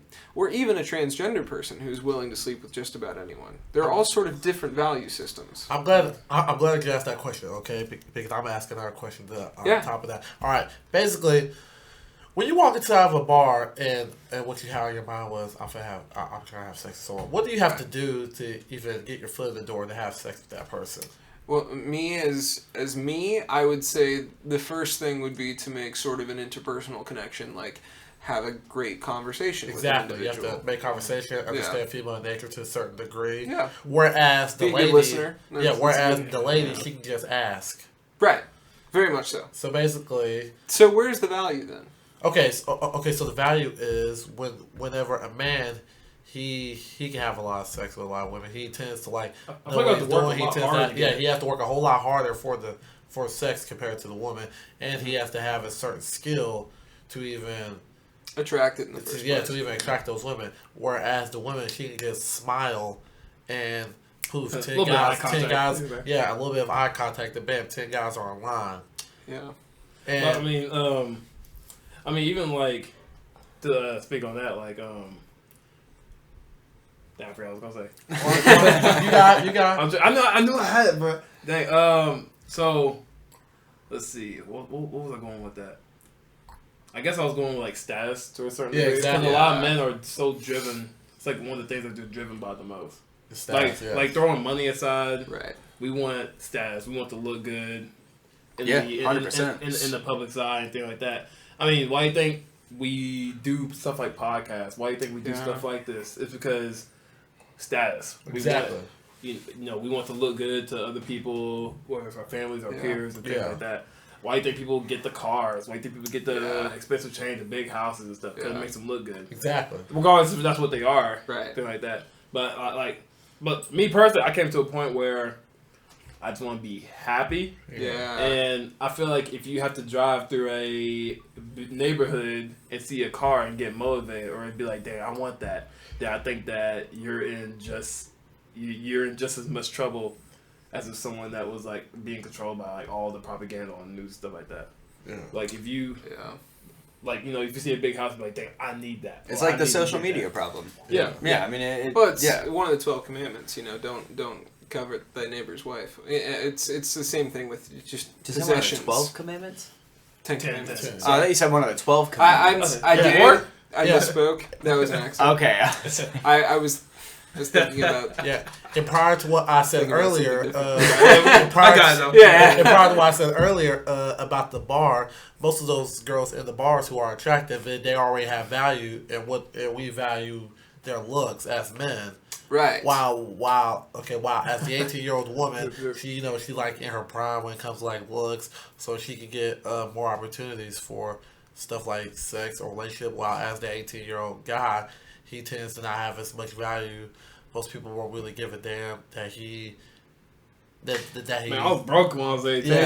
Most people won't me too. Most people won't give a damn about the 18-year-old guy who can't get a girl because the guy who's 25 with a sports car is getting all of them. Right. But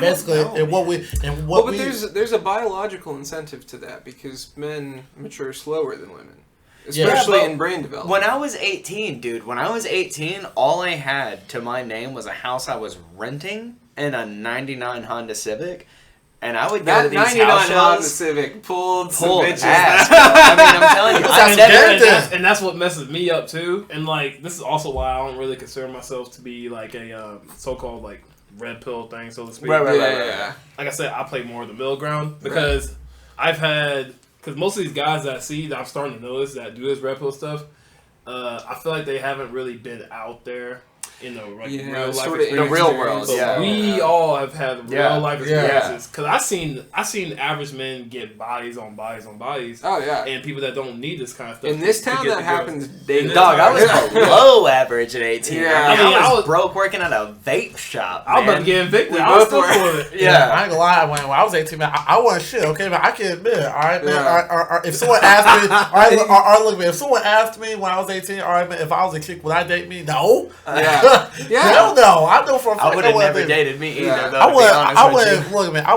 I would not have sex with me at 18. Well, so you know what? I really think what's interesting about this, and something that doesn't get touched on ever, or really even like thought about, is that what we're really saying in this particular conversation, maybe not in some other ones, but in this particular conversation, what we're saying is that women almost have more value than men. Yes. And the reason that we want to protect certain values is not for our own selfish gain. It's because we've had to live through a life of understanding that, like, you can't just get anything. Exactly. You have to be worthwhile in Yes, order to be in the dating pool. Yes.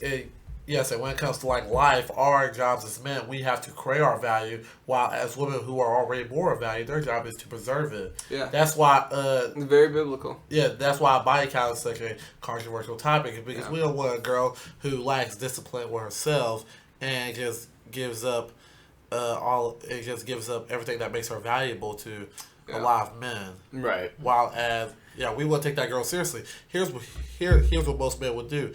They would put her in the sex-only zone. We would never take that girl seriously. Ooh, that's interesting. Because that's specific to men, too. Yes. Well, yes, the sex-only zone. And the girls, they control the friend zone. Right. They put the guys who they believe have no value inside that friend zone.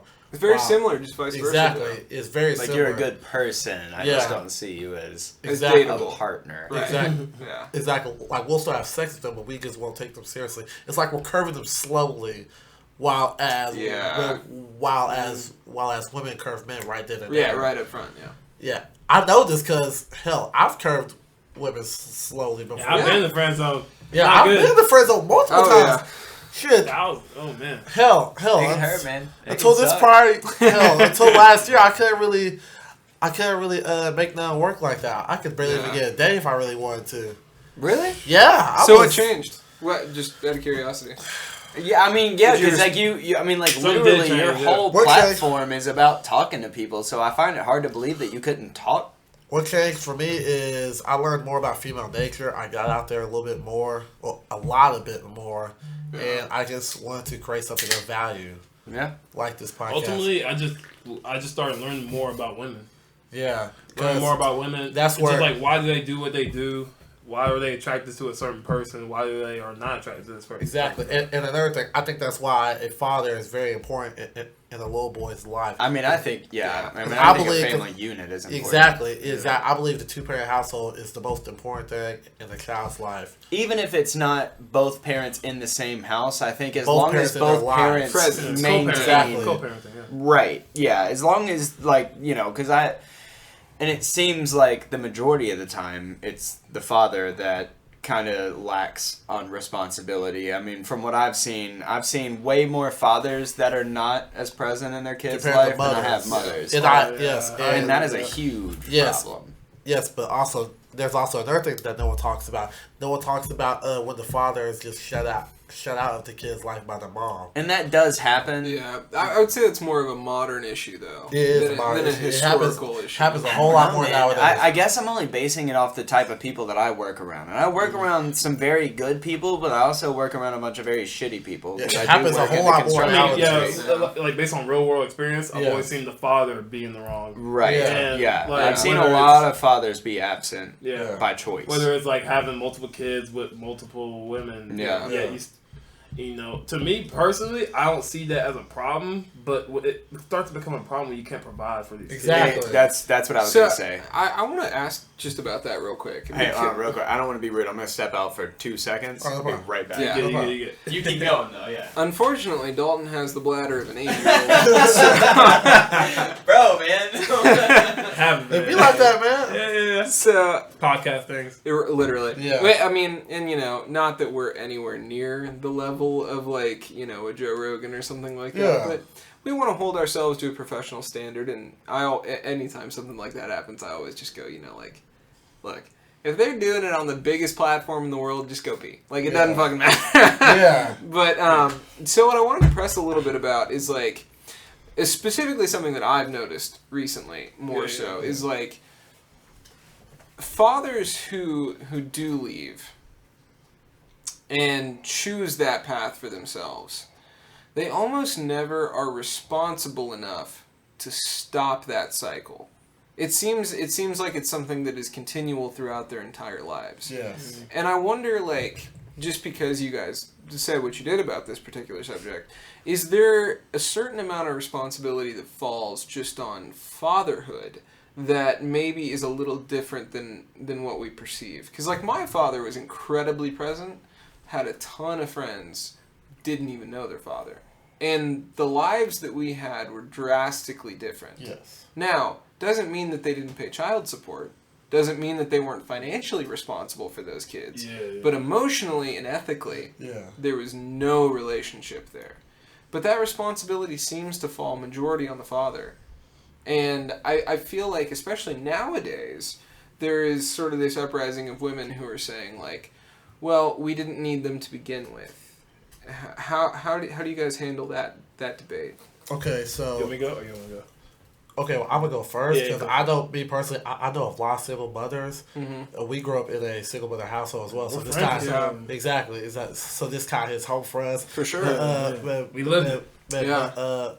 But whenever I hear a lady who basically said, who has that I don't need a man attitude, Right. I try to talk to her, and I ask her, like, why she like this, and I try to tell her advice, like, she will need that man in her life, because especially, look, if you're a mom with a son, you can't teach your son how to be a man. It's very difficult. It's very, very. That's something I've actually learned in therapy independently. It's something that's very, very difficult. And it's not in a woman's nature to act like a man either. Exactly. It's incredibly hard. I mean, for our mom, when dad left, you know, mom was forced to play both parts. Yeah. And I think that when it comes to toxic masculinity, I don't think masculinity in itself is toxic, but I believe the absence of it is. Exactly. Ooh, that's such That a is wonderful deep. saying. So That was deep. That no shit is the perfect segue for a question that I have. I'm not. That was deep. If you're in the middle of a thought, though, I want you to finish whatever you're saying. Well, yeah, but like I was saying, like the absence of it is the problem, because women out here have to be something that they're not. And in general, whether you're a man or woman, when you're being something you're not, you get miserable. Whether it's making 100%. Content that you're not particularly passionate about, you start to get burnt out. You start to get tired. Right. You see, and you and look, we saw all the time. We saw mom. She would be gassed out. Should be gassed out. Well, it's because you can teach someone good values, but you can't teach someone how. Like, your mother, I'm sure, did her best to teach you the best values she could, but it's hard to teach you how to be a man if you're not a man. Exactly. Yeah. And in most cases, we're really a monopoly, because what I'm about to say, this didn't really happen to us, but when you take the dad out the household, you really take the structure out of it, because the family is strongest whenever there's a dad in the household. There's actually statistics too. Whenever you take the dad out of the household, you're putting your child at every single statistical disadvantage. I can definitely see that, but I also feel like the mother has to be just as important. Yes, 100%. 100%. Because there's things I think both of them are equal in a sense. You know what I mean? Like, yes, I think that's why I say a full unit is the most important thing. Because because I believe that you need that emotional side when it comes to parents. You 100%. need that mother. You need that nurturer. 100%. And so that's something that I actually agree very strongly with, that I've seen y'all talk about like and maybe you didn't say it in these exact words, but and correct me if I'm wrong, but I just feel like some of the content that I've seen y'all put out is about how a man feels like he has to suppress a lot of what he feels. Not that you should just go out crying and boo-hooing all the time, but at the same time, dude, it's dangerous to shoulder everything by yourself. That one with that... And bury it as deep as possible. That little country boy who you need to almost brought to tears that y'all did the interview with. I felt really bad for him. Yeah, I think as a man, I don't think that you need to shut your emotions down, but I do think that you need to control it. Control, yes, but I also think that it's... 100%. I think it's important... I think it's very dangerous to shut your emotions out. I don't think that... Right, and very that much perfect, so. Perfectly put. I don't think that you should pretend they don't exist, but I also think that you should be in tune with your emotions. Yeah. And you should be able to process those emotions without just being like, man, I just Gotta pour more beer on top of it. Because that's what a lot of men go through, man. Yeah. Well, I work with it. I work in the blue-collar field. Yeah, exactly. That's how school shooters happen. I work in the blue-collar field, and that's like the go-to thought process. Because ever since we were kids, my dad does the same thing. I love him to death. He means the best when he says it. He's only given me what he was raised by. He can only give me what he has. Yeah, exactly. And so, I mean, like, you know, even him, you know, when I was going through hard times, it's just like, oh man, keep your head up, you're tough like your dad. And it's like, you're right. But at the same time, not enough. You still need to be able to process and understand your emotions, not just kick them to the side and work them to death. Not just like, I'm just going to stay busy 24/7, ignore it. You got to be able to process it, reflect on it, and grow from it. That's the most important. That's not me, I'll tell you that much. I'm not good at it. I know that's what we need to do, but I do. I bury that shit and I pour more beer on top of it. People look at me and they see every time they see me, I'm usually happy, energetic, a very optimistic person. Like if something was to happen, it's like, hey, it's okay, man. Like we'll just focus on this and we'll come back to this. You know what I'm saying? That's me. That's me all the time. And I think that's what's also helping me a lot with the YouTube stuff. Because when the low view days happen, you know what I'm saying? Because it happens to everybody. Oh yeah. You just gotta be one. That's why I say focus on what you're passionate about. Yeah. Right. And but. Yeah, some of our favorite podcasts have like the lowest amount of views. It doesn't matter. Yeah. But the next thing you know, next weekend, Yeah. things could change so quick. All it takes is one moment. Yeah. One video, man. One moment can change anybody's life. It's about consistency. Yes. But wait, before we trail off too much, because we don't want to keep you forever. We know y'all are busy as well. But man, we're fine. I gotta ask because I've had this argument with my my sister-in-law multiple times. My sister-in-law is a very progressive person, very progressive, which love her to death. But I used to have a real issue with people saying toxic masculinity, which is what I came up here and y'all happen to be talking about. And she put it in a very good way for me to kind of get a hold. Because usually I just see the toxic masculinity thing being thrown around by news media, and it's just like this big fucking ordeal. And I never really understood it. And I'm not going to lie to you, I never really took the time to try to understand it. Because I was just like, man, fuck that. What are you talking about? Because my defense was always, well, if there's toxic masculinity, there's toxic femininity. And there is. But what she said to me was, listen, being masculine is not toxic. If you want to fix your house, take care of your woman, fix your car, fix her car, if you want to pay the bills, that's not toxic. Toxic masculinity, at least from her perspective, which I respect 100%, is exactly that. A father who says, hey, boys don't cry, man. You hide that shit. Get up, run it off. I do agree with it to an extent, but not for everything. It can't always be boys don't cry. Yeah, that's Tim what, McGraw has a song, Grown Men Don't Cry, and the whole song is about, I don't know why they say grown men don't cry, because there are situations where you need to be in tune with your emotions. And if you're not the type of person who's in tune with your emotions, you die at 50 years old from a fucking heart attack, man, because you just you can't do that. Yeah, and that's what I was saying earlier, that I think shout out Miranda, man, love her to death. Shout Miranda. She genuinely, she opened my eyes to that, because I was like, I have a little bit more respect for the toxic masculinity aspect just based on talking to her, because she's the one that opened my eyes to the fact that it's not you can't listen to the broad spectrum of toxic masculinity. It sounds bad up front, but all we're saying is, and this is her words, all we're saying is there's a lot of toxic traits, and it doesn't make you a bad person. It's dangerous more so for you. It's dangerous for you as a human to suppress everything and try to do this whole like, nah, I'm straight. Yeah. And I'm guilty of it. I do that shit. Like, I'm very prideful. Most of these girls out here, I believe, when they talk about toxic masculinity, are just simply looking out for us. Yeah.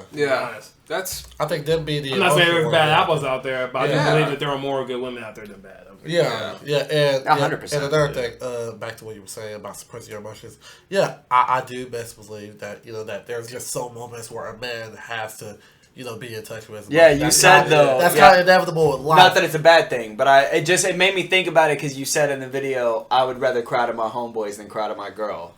Because I cry to my mom sometimes. I'm crying to my mom. Oh my gosh, duh. But I think as a man who is trying to like raise his family. I think that you need to control, not suppress, control, as in like you don't need to be like emotional like 24/7. You don't need to be like thinking. 100%. I don't think that. I don't want anybody emotional 24/7. I don't think that. I don't think as a man that you need to be like in touch with your emotions 24/7. React off emotions. Make decisions off emotions. Work was so hard. Because think about life, dog. Because think about some of the most dangerous men in this world are emotional men.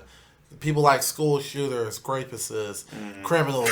These are people. My boy on social media. That was sure. Smart. That was a good one. Yeah, these are people who react off emotions. Yeah, Instead of logic. And I agree. I get where you're coming from. I think that women are way better than men when it comes to reacting off emotions. I get where that's just hard. It's an emotional intelligence. Exactly. I think it's speaking way from more more. emotional Yeah, intelligence. I think you're speaking from a way more like general standpoint, which is good. Yeah. But whenever I hear stuff like emotional intelligence, which is I believe I'm very emotionally intelligent. Yeah. But when I hear about that, I think more long term. Like when it comes to families, as a man, when you're the provider and the protector. Let's say you're out somewhere, right? And a guy hollers at your girl, right? And stuff like that. And you're walking to the car. You have a choice to make whether you're going to keep walking, whether you're going to walk away, which in my opinion is the best self-defense, is your feet, walking away from the situation instead of trying to fight someone. Because when you fight, you keep trailing. That's when you fight someone, you get so many possibilities. You don't know if he's going to shoot you, stab you. You don't know if he got especially fired. nowadays, to piggyback on what you said, the best way, in my opinion, to protect your woman is to not put her in situations like that in the first place. Yeah. You can't always avoid that, though. Yeah, you can always avoid that. Yeah, we were in downtown Murfreesboro. Perfect example. There's just some Downtown moments where you just have to. Grace and I went to a bar because her mom's work had a Christmas party. After the Christmas party, we did an after party. They happened to all go to Wall Street, which isn't the best place. Wall Street. I love Wall Street. It's not the best place. It's not the best place in the world, but it's downtown Murfreesboro. Yeah. It's not the sketchiest area. No. And as we were leaving, some rude comments were made, and I had a choice to make. Am I going to let that shit slide? Or am I going to address it? You fought him. I know you. I didn't fight him. I verbally fought him. My issue was this guy and I talked at the bar for about 30 minutes before we left. He knew who I was because we had met.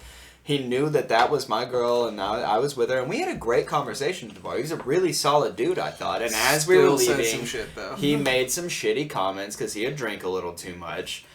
And something in my brain was like, nah. And I did. I'm not proud of it, but I did. I turned around, I went up, I shook his hand, but I held on to it, and I was like, I mean, you and I had good conversations, right? He was like, yeah, man, yeah, I like it. I was like, why are you talking shit to my girl, then? Why are you worried about how she's dressed or what she looks like? And she wasn't even dressed bad, dude. It was winter. She was wearing like knee-height. She was wearing a knee-height skirt. It was winter, but she was wearing and it was a dress, not a skirt. But she was wearing a knee-high dress, but she was also wearing like it was a red maroon dress and white stockings. It was a fucking Christmas party. She was just dressed for the part, man. Yeah. So like I was like, what's your deal, bud? Not really provocative. Like, what's your deal? Like, why do you want to make a point? And I fell for it. I did. I fell for his shit. We should have just walked on. He was trying to get a rise out of me, and he got it. And it didn't escalate from that. It was more so just like, hey, you should maybe mind yourself a little bit. Because you never know who's going to have a bigger issue. And we left it at that, and we walked away. But I was a grown-up that day. The point, that's why I don't go downtown. The point I'm making Nash. is that like you don't know if someone has a gun or a knife. 100%. You don't know whether he has 5 other people waiting around you to jump you, and then take your girl for something worse to happen. Right. So like I used to work as a valet in Nashville. I can't tell you how many times I would like get tipped off by other valets like, hey, this dude's like watching this parking lot and collecting money from people that like he's not affiliated with this parking lot. It doesn't matter at all. But he's got 4 other guys around the corner that as soon as you park your car, they're going to come and like steal all the shit out of the car because he got your keys from you. Yeah. So like that's kind of like the whole scam or whatever. People are shitty, man. People are shitty. It's crazy. But, you know, that shit happens every single day in Nashville. To speak on what you guys were talking about a little bit more, though. Hold on, wait. Did you have a thought you wanted to finish? All I'm saying is sometimes, now there are some situations, it's the last resort to where you're gonna have to play some defense. You know what I'm saying? Yeah. Right. Oh yeah. And I'm a firm believer that a man should be able to defend himself. Oh yes, 100%. Or at least have in the the words balls of to Jordan, in the words of 100%. Jordan Peterson, you should be capable of violence. One of his best quotes to me is that you have to be a monster that knows how to control it. Yeah, I really believe that's so much. I do like Jordan It's Peterson. such a true He's so statement, real. though. So real, yeah. Well, that's it's funny to listen to sometimes. He's like purely on one side, but he's so fair to understand both sides. Clinical psychologist. Yeah. Clinical psychologist. Well, they tried to take his fucking degree away from him like a bunch of jackasses. Well, Canada has fallen to the left just completely. It's not even a question. Which I don't necessarily have an issue with the left. What I do have an issue with is radicals on either side. Yes, agreed. Either side. So if what I ever do go to Canada, it'll be for a Raptors game. Yes. Yes. So what I was going to say about all of what we've just been talking about is that, we were talking a little bit before the podcast. I work a warehouse job, and I tell you guys, I have worked in a creative field since I was 13 years old. I've spent my entire life. I have 2 degrees. You were born for this, man. I've got a degree in mass communications and a degree in cinema production. So I've gone to college twice in order to be a creative person. I'm still working in a warehouse. Not only that, but your wife also has a production company. It runs in the family. Yes. So, my wife owns a theater studio that's doing way better Shout than out any of my Studios. Yeah. Ghostlight Studios. You in there, man? Yeah. So, for me personally, I go to this warehouse job every single day. I tell my wife how disappointed I am with myself and my career because I'm still in that position. However, here's the thing, though.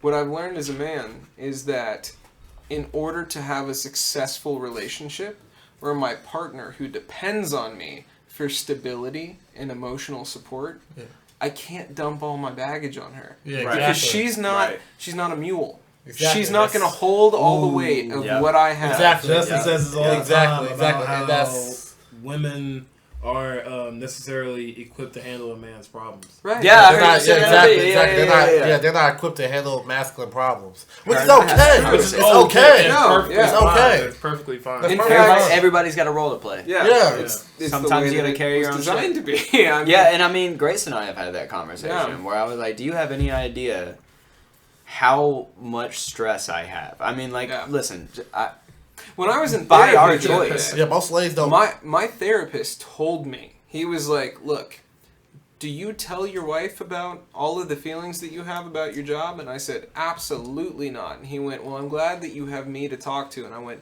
me too, because I wouldn't want my wife to feel these things. I wouldn't want her to. What Exactly. That's the whole point of the boys, man. Exactly. The whole That's kind of what I said. Yeah. The whole reason why I harbor my shit to myself is because she's a stay-at-home mom. She's here raising our child. That's her job, and it's just as much of a job as what I have. It is just as much of a job. It's more important. Yeah. It's that's way a human more life. extremely important. Yeah. That's Yeah. why he's ahead of the curve. I mean, he's already trying to walk, bro. He's 9 months old. He's already trying to walk. Because he's got a stable foundation. He's got an excellent mother. She's Kids an excellent gonna be great, partner. man. I have no And idea. man, it's just I've got a lot of shit on my plate because, her job is to raise our child and make sure everything's good on the home front. My job is to make sure we got money coming in. Okay. And sometimes that shit gets stressful, man. Yeah. I mean, listen, I don't make $1 million a year. Sometimes I get that gets stressful. I make a good wage. Absolutely, I make a good wage. I'm in the union. I went to school. I did all of it. Like, I do good for myself, but at the end of the day, it's still hard, man. Life's expensive, and it's just getting more expensive, especially since Inflation 2020. will go up, but your wages don't. Inflation went up 8%. My wages did not. So I work 2 jobs, man. so you get it, man. Like it's hectic out here. I mean, and I don't want to unload that on her when I get home. Yeah. Like, you've had a stressful day Well, already. you can't, because she'll resent you for it. Even if She- it's not said specifically. Right. She wouldn't, but it could happen. It's happened to me already. I go home, I tell my wife about this stuff. A week later, she goes, I wish that I had my happy-go-lucky husband again, that I fell in love So you got to with. put on that face. Well, I don't put on a face, but what I say is all right, when I'm with you, I'm gonna be me. What's I'm one thing? I'm gonna do myself. Okay, what's one thing that every man and woman wants in a relationship? Happiness. Peace. Yeah. Mm. Yeah. So So I want to provide my wife, my future wife or girlfriend, as much peace as possible. Because I don't want to unload the shit You don't that ever I want have. her to look at you like a source of more problems. Exactly. Yes. Yeah, I'm supposed to be, her peace. That is Right. the cancer. I of love her any too much. relationship. I want to put more stuff on her. And so for me, I'm talking to a girl right now, and we have talks about this. She just found out about our TikTok and stuff. Oh. I was like, She found out about y'all? Like, she didn't know off the rip? She didn't know off the rip. I just did say it. I just already knew. But you're so an individual. You don't have to be related to this. Yeah, but I mean, like she found out about it, and so it turns out she agrees with most of the stuff, right? But the thing that she did agree on separately, like I don't like a girl having to work and stuff like that, because I know how stressful it could be. Yeah. But ultimately, it's not that I don't want her to work. I ultimately want her life to be hers, and when I say that, I want to bring enough money coming in as a man To where it's not. it's where I want her to go choice. to work one day, and if she wants to quit, I want her to know that she can quit. Everything will be fine.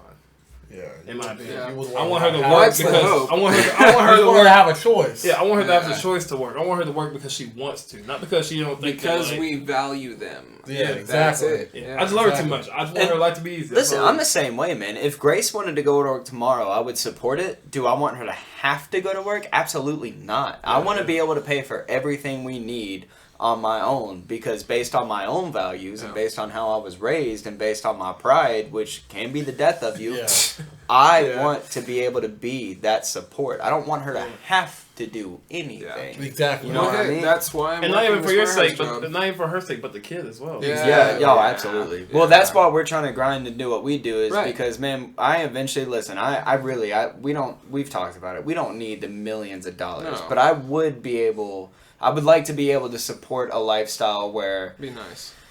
he can enjoy life as well. You know what I mean? Yeah, Like, I want him to see, like, if you work hard enough and you truly believe in yourself, you can do whatever the fuck But you it's want. about the work. All four of us are It in an is. industry right now that everybody wants to be in, and 99% of the people don't make it in. Yeah. It's about the drive to want to make it, and it's about the consistency. Watch one season To of American fucking make Idol. it happen. That'll show you. Yeah. Those people are fucking delusional. None of them can sing. Except for 5 of them. Yeah. Back Hey, when American Idol was American Idol. Yeah. Not gonna lie, delusion might be killing him. Dating. Yeah, absolutely. No, I Delusion agree is with a that. huge. I mean, because I'll tell you guys just straight up. I've got friends that I love and support just as people. From an outside perspective, if I wasn't biased as their friends, I'd be like, look, But bro, you gotta find some Drop others. names. you're a SoundCloud rapper working at Walmart, like that. Damn, is that really his job? It's And not you've been far at it from for the 3 truth. years. Yeah, Nothing has happened yet. and that's where people are happy to be. You talking about Lawrence? No. Yeah, it's like me saying. Yeah, it's like. No. Well, it's like me. Well, it's like me No, saying. that was a fake name. I'm just Okay. bullshitting. It's like me saying that I wanted to quit my job and just sit on my couch and play 2K. Right. I would still think that I would Right. deserve a bad bitch. Right. Ralphie would look at me like I was crazy. Rightfully so. I'd laugh at you. Rightfully, Yeah. exactly. Rightfully so. You gotta be a realist Exactly. at the Because same time. I'm delusional. I've been in that situation. I'm optimistically real. I have too. I have been I'm a that gamer guy. at heart. I'll die a gamer. I'll die a gamer. Bro, I just remember- started replaying Odyssey. That's my shit, cuz. There was a whole season in my life where I was looked at as the guy who, like, Did you just say season? I Yeah. love that. I Keep don't. It's actually one phrase that I hate above all else. What? Because it's such, like, it's such Christian lingo where it's like Really? Well, it's a way I to had no like idea. it's a way to absolve any like actual problems that are in your life. I just Like, thought it was from an entertainment No. aspect. Unfortunately, what that is really is like what church people say to get out of having to describe an issue that they're having in their life. If they're protective over the sin that they actually are committing on a day-to-day basis, what they'll do is they'll say, "This is a difficult season for me." In order to get out of describing the sin pattern they have in their life because they don't want to face up to the monster that they're letting live in their closet. Yep. However, my point with that, though, is that I have had seasons in my life where I've been a lazy piece of shit. I have been. However, you know what women look at? Everybody has that. Yes, you have. And look, I didn't say no. I had girlfriends at that point. You know what they looked at me as? A project. Yep. You know who project boyfriend. You know who's not around anymore? Those girls. Any of those girls that exactly. I dated. Which, I mean, thank God in retrospect. True, yes. Yeah, thank God. Well, yeah, because you saw a lot of them. Yeah, so I mean, it's for the better. But yeah, no, True. I definitely get that. I've had girls come into my life and think that they could change me. Like, It's not just change. It's let me rework the way that you perceive life. Basically build you. Yeah, well, right. And they're in the right to what they want. Yeah, and that's never going to happen. If you have to build I like the base model, but I want to build him up exactly. to the luxury model. Well, okay. Let me swap out these in rims my real opinion, quick. in my opinion, women don't build men; they move in. That's my opinion. And I always say, I always say this: like, women can't really necessarily build a man. I feel like a man has to build himself. You either build yourself or you're already established. Yeah. And when it comes to a woman, you either have to tolerate a busy man or you babysit a broke one. Ooh. I feel like there is an Yeah, in-between, I mean, though, the small in-between of if you want to build together. Well, if you hold both on. have the same goal in mind. Yes. Well, yeah. And I would say that, like, that's... I feel like those are the funnest relationships. Yeah, and That's what I have with my wife. I feel I was... just to give you a little bit of background. When my wife came into my life, first we met each other. I was 13 and she was 10. We were in a play together. We were both homeschooled, grew up our entire lives in the same circle, tried to date on and off, never worked. The first time it worked was when I sent her a long-ass text one night and I said, look, there's no one that I know that has the same morals that I do, same beliefs that I do, same caring for another person that I do as you. So if we aren't going to work, then I don't know who else would. Then I'm just going to be a whore. Right. I'm about to go crazy. Basically what I said. We outside. Next week we got together. Eventually the way that it worked out, though, was that, like, there were a lot of problems in my life that I didn't see for myself, that she was able to point out. And there's that old saying, behind every successful man there's a woman. Yes. But even more so, you know, like, the man is the head, the woman is the neck. And I really feel like that's true in a way that you can be influenced by women to be a better person. we're the pole and she's the flag. Yeah. Because think about it, a flag can still look good by itself. True. Compared to a pole. True. You're going to look at that pole like... But we're going to hold up that flag. Exactly. And sometimes you need a little encouragement from the flag to be that pole. Exactly. And that, I find the strongest relationships really are the ones where men are able to go like, okay, I'm going to humble myself, take a little bit of what they're saying, and incorporate that into my lifestyle and see how it works. Eventually that develops into maturity. Yeah, of course. 9 times out of 10. I think it's great to value your wife's opinion about stuff. I would... Absolutely. I mean, Yeah, I think that you have to show them just as much respect as they show you. Vice versa. You can't expect them Maybe more even. to just respect everything you do, Yeah. and then you show them no respect at all. Yeah, exactly. It's not going to work. You can't You're expect, just a piece of shit at that. It's not gonna work. Yeah, to all guys out there, you can't expect a woman just to, like, I guess, submit to you just because you're a man. Right. You have Right. to Be you have to worth be something, worthy. too. I don't give a You have fuck to be how worthy. powerful you are or successful you are. You cannot expect that Yeah. Well, that's with giving detracting nothing. autonomy Exactly, you have from to be another worth something, person. too. Yeah. You got to get what you get, baby. This is an exchange of energy. You know what I mean? Yeah. Like, Yeah, for sure. Yeah, And just, you know, like, I recently just turned 22, and I went to go visit my papa. And me and him had a talk about this stuff, because he just recently discovered what we do and stuff like that. And me having a talk with him, it, like, made me mature a lot more very fast. Because he's a country guy. it's funny how people can give you wisdom like that. It's every time, like, I could just call him on the phone and I'm just be happy and stuff. But he's like such a real person, and let's see, they live in Georgia, back at home. It's in the country, middle of nowhere. They recently bought land and all that stuff. Like, he's just real country. Did you say it was Macon, Georgia? No, it's in Irwin. Okay. Irwinton, something like that. yeah. It's very small town. Yeah. But very A little further out. Yes. But we were talking about this stuff, and we were talking about, like, females and just basically one of the more important things that I took from that was hey, keep it simple. Keep it simple, you know, and you don't need the big house. Like, I saw the house they had. It ain't the biggest house, but it also ain't the smallest house either. But they don't even use 2 rooms in there. Yeah. Yep. And I'm like, guaranteed he worked for all of it though. 100%. He worked. Yes. I mean, he was drafted in the. I mean, I was gonna do an interview with him one day. Yeah. I didn't get that. That would be awesome. But he was drafted. He survived through everything. Korean War. Afghanistan. Damn. Afghanistan, yeah. He was just one of those guys that, you know, decided, hey, let's, you know, have a family and stuff. I keep thinking y'all are older than you are. Yeah, that makes more sense. People say it by the way I talk and stuff.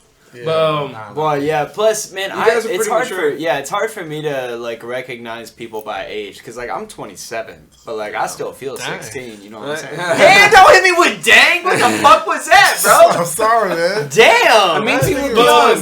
But that's also. I look good, dog. I don't know what you want. I thought you were like 23, to be honest. Yeah. I was like around that range. I think I like Parker more than Justin, man. Hit me with dang, bro. That's usually what happens. They'll go to you sound like Kevin Hart right now talking people to... People think I'm 27 if that makes you feel any better. Was it Don Cheadle he was talking to, or he's like, I'm 57. He's like, damn! People think I'm like 27.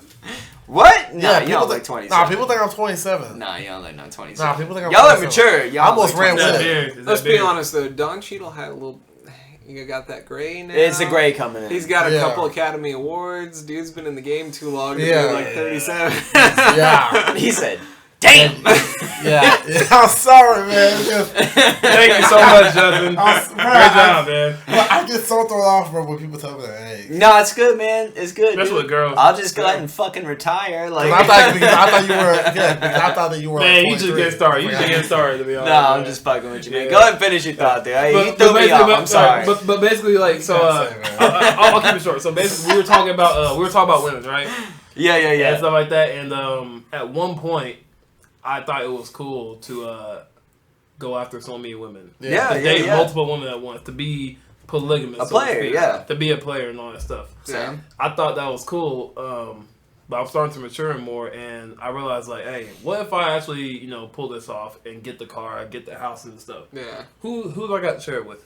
I can only share so much with him. He's a guy, so fuck it. I mean, well, you know what they always say, man. It's always that's why it's always the rich people, right? I used to hate this shit when it's like the successful rapper or musician that's like, listen, man, the money really does not buy happiness. I used to be, man, fuck you. That's easy to say from the top. That's easy to say from the top. Money would solve 98% of my problems. 98% of my problems. But I think what they're really saying is super important. I think what they're really saying is at the end of the day, if you don't have someone to share it with, all it is a chase, and once you finish that race, what else do you have to look forward to? They're already at the top. All they have is the success they have. Yeah, and we were talking about be miserable. Yeah, and we were talking about, I mean, an empty house on the hills. Yeah, miserable. Yeah. Terrible. But we were talking about purpose as well. Like us men, we're so driven by purpose, like having a purpose, waking up to look forward to something. Whether that's the whole deal. Like, have you ever had a trip to like Florida? Yeah. Oh yeah. Every year. Do y'all notice the difference of energy that you have whenever you have to wake up to go to work and then you get to wake up to go to the beach? Are you kidding me? Yeah, that's why we do this, dude. This is why we y'all want to live a life because where y'all we want don't to live have a life to do like the 40. that. You want to live a life to look forward to something, and as a man, if you have nothing to look forward to, you are slowly dying on the inside. I don't want to be repetitive. It's fair. I don't want to be repetitive Very when I say this, but when we had G Malik on. Right? That's the rapper from Philly. Yeah. I told him the same thing. I said, look, I started telling people born in 95, not born for no 9 to 5. Yeah. And that's really how I feel, man. Yeah. That's really how I feel. That like was That's a line you could barcode right there. I genuinely, like, I have a whole monologue written in my phone as if I'm going to pitch it to somebody. And I don't want to get too deep, because by no means when I say this am I actually suicidal, but I always say, man, if I have to live the next 30 years of my life working a job I don't want to work, I'd sooner paint the fucking wall. You know what I mean? Like, that sounds miserable. You get one length. I'm low key on that kind of energy too. I don't accept that. I'm not accepting I refuse to. I refuse to. 27 or not, I know that's old. 27 or not, just don't keep a white lighter in your pocket. I'm telling you, buddy. No, I think white lighters are good luck. I don't believe in that. Man, but like that's an old thing. Is that what you said? No. I said it's not old. I think. Well, because that's the thing, though, right? Like the generational thing is always like, oh, 50's the new 30, right? But it doesn't apply. It doesn't apply to guys. No. We have a much tougher road to get to that 50. Yeah, exactly. That's some harder miles than. Well, that's why dudes at 50 look worse than women at 50. Yeah. Look at Jennifer Aniston. I simply think it's because they're not doing what they like, and even if they are doing what they like, they allow life circumstances to drive them away from that stuff. I think dudes are quicker to get I think men are quicker to settle for comfortability. I think men are pretty quick, and maybe it's an old thought process because that's what I work around a lot is like, 40, 50-year-old men, but all the time I hear people talk about how they don't love what they do, but they did it anyway because it paid the bills. And that's fine. That's fine. That's not it is to a degree though because you're paying the bills. Financially. It's financially. I think you get complacent. It's complacency. When I went through the heartbreak, like a year ago, you know how many old heads came up to me that were in the industry of construction, and they were like, "Hey, man, just keep your head down and cover yourself up with work." That's how you got where you are, man. I don't want to do that. I don't want to do that. I'm gonna end up like you, telling somebody else that same bullshit. I'm like, do you really want to take advice from them if that's not the place where you want to be? Right. That's like someone saying that's like saying you can take care of your kids, but he ran out 5 of his kids. Like, I get it, hey, but you gotta be a good dad. Like right message, really good right message, wrong messenger. You know? Exactly. Yeah. Makes no sense. But the last thing that Papa told me was that when it came to women, new pussy gets old. Ooh. It's the same thing as the chase. It's the same thing as the chase. Everybody wants a Rari till they get it. And they get sick of the Rari. I'll be real. I'm gonna say it right now. I have a body count of like 7. Okay. After 3, I was like, what's the point? What's the point of this? Like, this ain't okay. Just sleeping around's pointless. Just like hopping around, getting a release every now and then, just to start all over.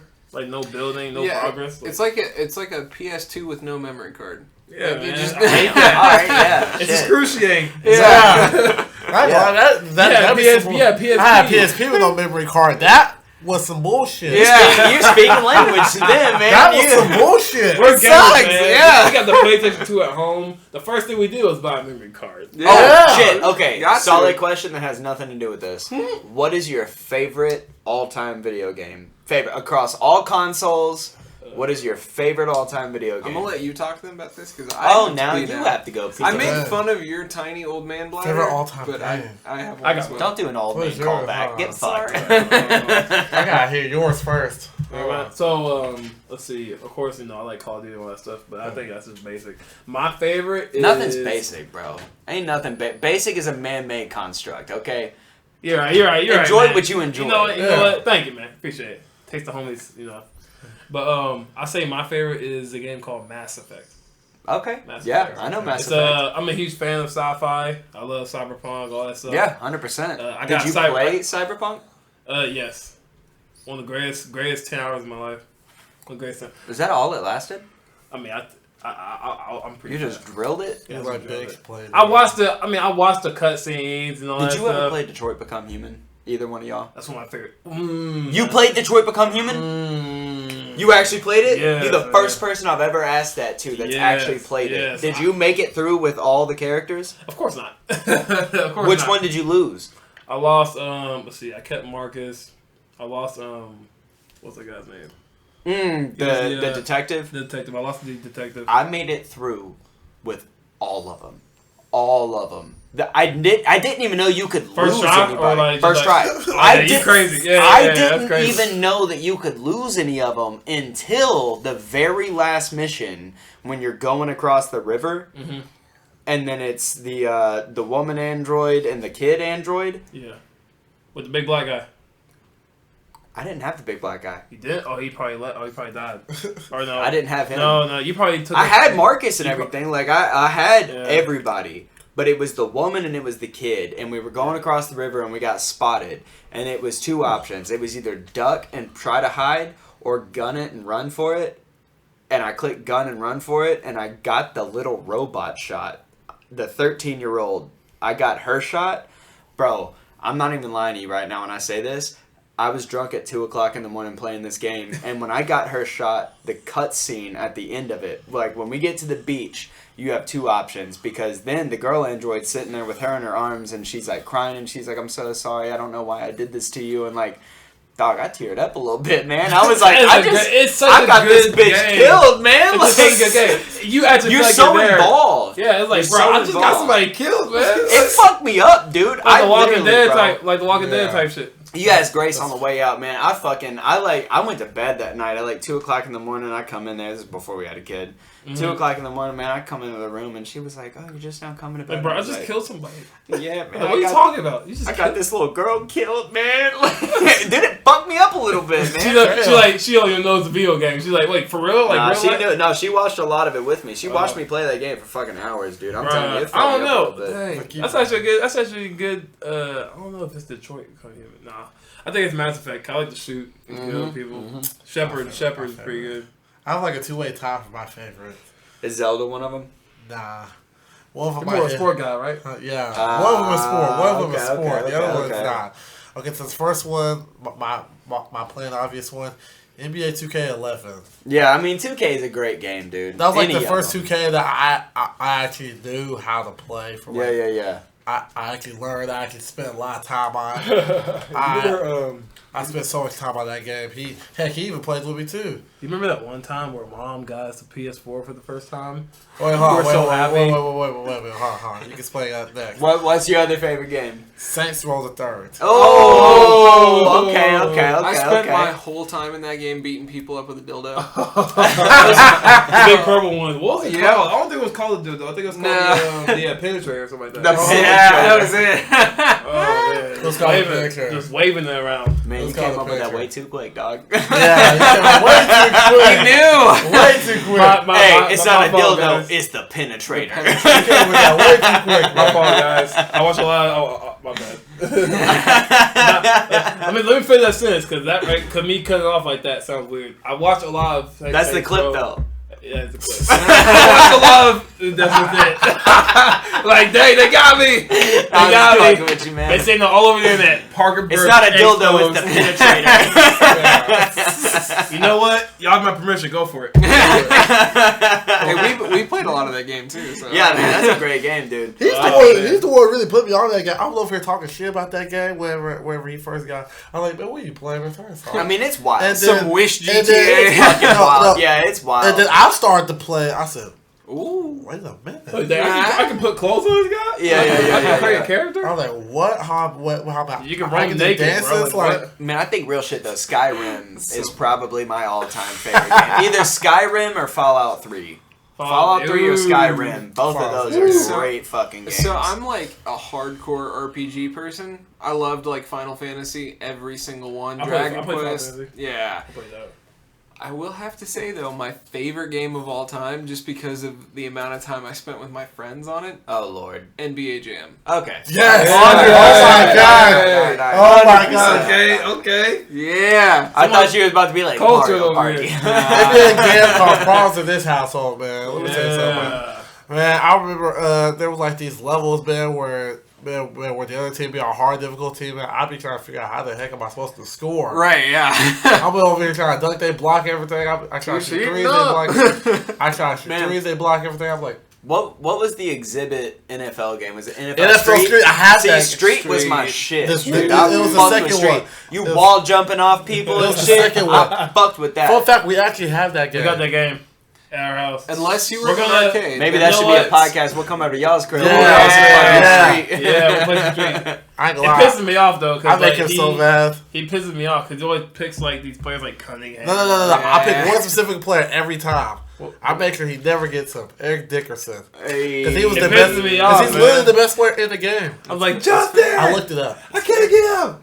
I died for it. He be using the Game Breaker 2, not just the regular one. He'll save it all up for the Game Breaker 2, and he'll use it on the last play. I'm like, man, turn this shit off. That's strategy, baby. That's strategy. I will not let him have the satisfaction. I will unplug the game. No, he never lets me have the satisfaction. I will never let you score that touchdown. I'll unplug it before that happens. This guy be having prime Ray. That's dirty. Look, this guy be having prime Ray Lewis on his team, and he still can't tackle my. Like, nope, can't do it. That's that pride, man. Yeah, that's that pride. No, that's not pride. No, that's not pride. That's the opposite of pride. That's shame. Ego? Oh, shame. That's the shame right there. That's shame. Wow. You know what? When y'all come over our place, yes, we're gonna play. God, no, we'll play some fucking street now. We'll play some street. Also have some old Call of Duty games. I play Zombies a lot. Oh, Zombies is the best. What's your favorite Call of Duty? Black Ops 2? I like the first Black Ops. I like the first Black Ops. Okay. Because I played... It was because it's only maps and stuff. I mean, dude, listen, that was the first time that they introduced Slide. I mean, that was the first time they introduced a lot of shit. Yeah. That was a killer game. I gotta say, the World at War was nostalgic. I grew up on World at War, though. Yeah, World at War, that's probably number one for me. When I was playing World at War, people were glitching underneath the map and shooting people from below, man. I couldn't fuck with that. A lot of people died. A lot of people, we lost a lot of people. You just gotta play split screen. That's yeah. No. Speaking of split screen, we have a cousin, right? Yeah. And this is a Black Ops story. Oh my god. No. Okay, so we played on his system, so he's always player 1. Right. Whenever we played Black Ops specifically, he would try to be player 3 every time, so he could have that wide screen. Yeah, player 1, player 2, but player 3 got that big screen. That's a smart fucking person. Well, we were in second and third grade, so it really wasn't that much. But this guy is the guy that you always see on the podcast. Y'all were in second and third grade. It's our gotcha. It's Black Ops, the first one. Y'all were in second and third grade during Black Ops. Yeah. No, this guy used to cheat every time we used to play multiple. All I gotta do is look at y'all's other screens. Exactly. 7 years old. I know you said damn. I get it. This guy used to look at people's screens every time. Hey, but that's only a screen watcher. Yes, he is. He's a screen looker. Look, I'll do the same thing in like some Mario Kart. Now you would you would do the same thing right now. I guarantee you. If we was on Rust right now, if we were playing Rust right now, you would probably be looking at my fucking screen. Well, because here's the thing, Mario Kart goes so quick, and there's so many items. Yeah, where it's like, if you got a red shell, I'm watching you. Yeah, exactly. If I have a green shell, I always try to see like if someone's about to hit me, and then if they're about to hit me, I just let go of the. Just let go of that little banana, block it. Yeah, man. Like me personally, I ain't gonna let that slide. The banana is important. Well, that's why we play Mario Kart. Man. It's underrated too. This guy beat me last time we played. Oh shit! This is that David Buster's. Nah, do you want to talk about that? That's way harder in my opinion, though. Yeah, because I'll play Mario Kart all day long, like on the Switch or whatever, or like even like GameCube or like I'm old school. I like having a GameCube around, play Double Dash occasionally, play Mario Party. The good shit. Yeah, well, you got to turn and shit. Right, but that's the thing in the arcade. It's like, this is not a controller. You're literally on some I'm on a cart. Now, you want to tell me about the last time we was David Buster's? David Buster's is like that little alert came on. Yeah, this guy. I laughed so hard. This guy gave us an early exit. Obviously, I won. So I won that Mario Kart game. Yeah. It was some random guy playing with us as well. Right. But I was losing the whole time. I don't know why I won. That's just how Mario Kart. Yeah, I don't know why you won either. But, it can switch at the end like that. I wish I knew why. Why did you win? But so we were playing this game. It's where you have these like little red like loops, and you get to throw them on the ball. And you got like like a ring toss kind of thing. It's a very small machine though. So I'm just thinking, hey, why don't we win some extra tickets? Let me just get like on the side and just drop them on there. Ding, ding, ding. Right, ding. yeah. Nope, they won't allow that. And it said, alert, alert, alert. Associate is coming, or associate is on the way, right? Associate notified. No. Foul violation. Associate notified. What? No, I did. I'm like, oh shit, yo, we gotta go. No. And this guy was like, hey, yo, Justin, we gotta go, man. And then, he's like, what? It's David Buster's. And then for the next 30 minutes, I could not stop laughing. I was walking so fast out of David Buster's. Is y'all got the one over like Opry or whatever? Yeah. This man literally ruined our David Buster's. time. Nah, it was small fun. time. It was a perfect ending. That was so fun. And I got a milkshake, so I think it was a good ending. Dave & Buster's is like a money pit. Do y'all like OG video games? Y'all like OG like arcade games? Yeah, we're retro people. We're retro. Man, see, listen, we ought to have y'all down, and we should just go to Flashback Arcade, dude. It's $20, all day access. Dang. They've got every single game you could think of, no tokens. You just pay the $20 to get in. You can play as many games as you want for as long as you want. Yep. And they've got 2 different rooms. And each room is full of games.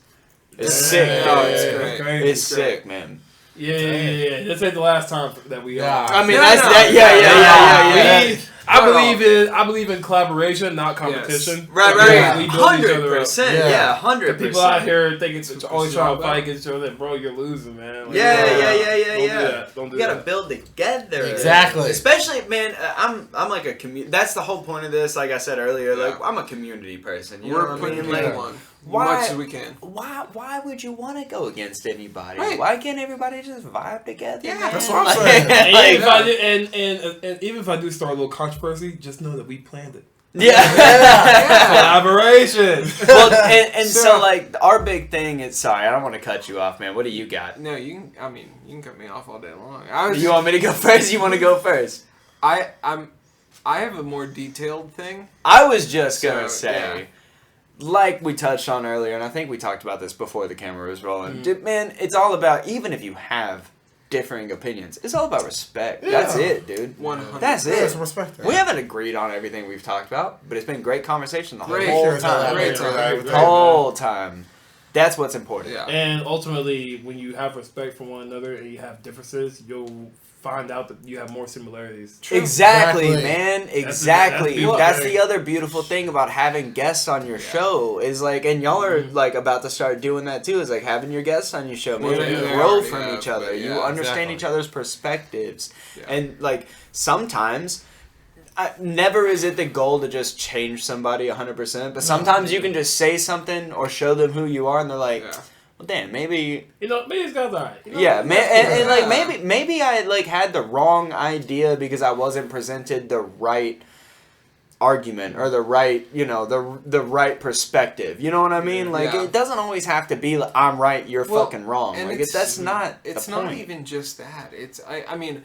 This segues kind of into my question. Yeah. I personally have a ton of LGBTQ friends, a lot of transgender friends, a lot of friends that are just sort of like, on a spectrum of sorts, kind of meandering and finding their way through life. Right. Yeah. And what I always find is that not only do we agree on more than we think we do, but like the biblical principles that I care about the most are some of the things that we agree on the most as well, because our laws come from biblical laws. Mm-hmm. I mean, the laws of the land that we abide by in America, a lot of those come directly from the Bible. Laws.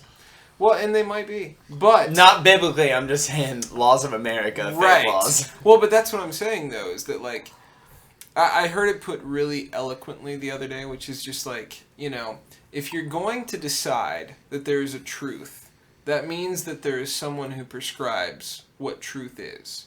So if you aren't able to go along with truth, or you're willing to say everyone has their own individual truth, and you then have to validate other people's truth, the problem with that inherently is that eventually we're going to disagree. Yeah, and the truth isn't subjective; it's objective. Right, 100%. There's no such thing as my truth or your truth. Right. Well, it's the same. It's like my main example when it comes to that is war. So like when we go to war with someone, and let's just use Afghanistan, we're the good guys in that, as far as America is concerned. Right. But as far as Afghanistan's concerned, they're the good guys. Absolutely not. We're the bad guys. Yeah. And so, truth is 100%. Perspective, like y'all just said, like it's all perspective, man. It depends on what side of the fence you're standing on. Nobody is ever truly right or wrong. So for the most part, right? For the most part. Now you boil it down to something like needless murder or rape or shit like that. Well, okay, clearly there's a wrong. Or someone says that 1 + 1 is 3, then that is obviously there's a wrong. But that leads into a question that I think ties back to sort of like maybe where we originally started with a lot of this stuff is like because it's so easy to sort of funnel having a perspective on masculinity or having a perspective maybe just in general on social issues as a man at this point in time. Do you guys find yourselves to be sort of like segregated into a political community? Because that's a good question. Well, and it's not that I think that you guys are as people. I feel that like maybe you're not just your detractors, but also maybe your supporters group you into an identity that maybe you don't belong to. So, like for example, it's like people may see us as more a conservative. Yeah, sense. Sure. But it may not be the case. You know what I mean? Yeah. Well, I believe in simply like I never really get into like that side of the stuff politics. Like that. Yeah, and that's kind of what I assumed. Because like I always say, I'm pretty middle ground on everything. Yeah. I'm a very fair person. Yeah. Which would be libertarian, if anything. Yeah, if anything. But I always say, like, I don't have the... You always say this. We don't have the answers, but we just have questions. We just have the questions. Yeah. Right. But, which I love that, by the way. Yeah. Yeah. But, because, like I said, I'm 22. I don't know shit. But, you're in a stage of gaining wisdom. But I'm gaining wisdom. And I believe asking questions helps me out a lot. And then doing that. But, when you say that, I do believe that it happens a lot, especially with social media. Yeah. But, ultimately, I believe in just bringing common sense back. Yeah. So, alright, so would you say that when you ask the questions that y'all do ask, because if you do just look at your page from an outside perspective, people who don't know you, people who've never got to sit down with you and just talk to y'all, right? So after talking to y'all, I would say we're very I don't lucky feel, to I be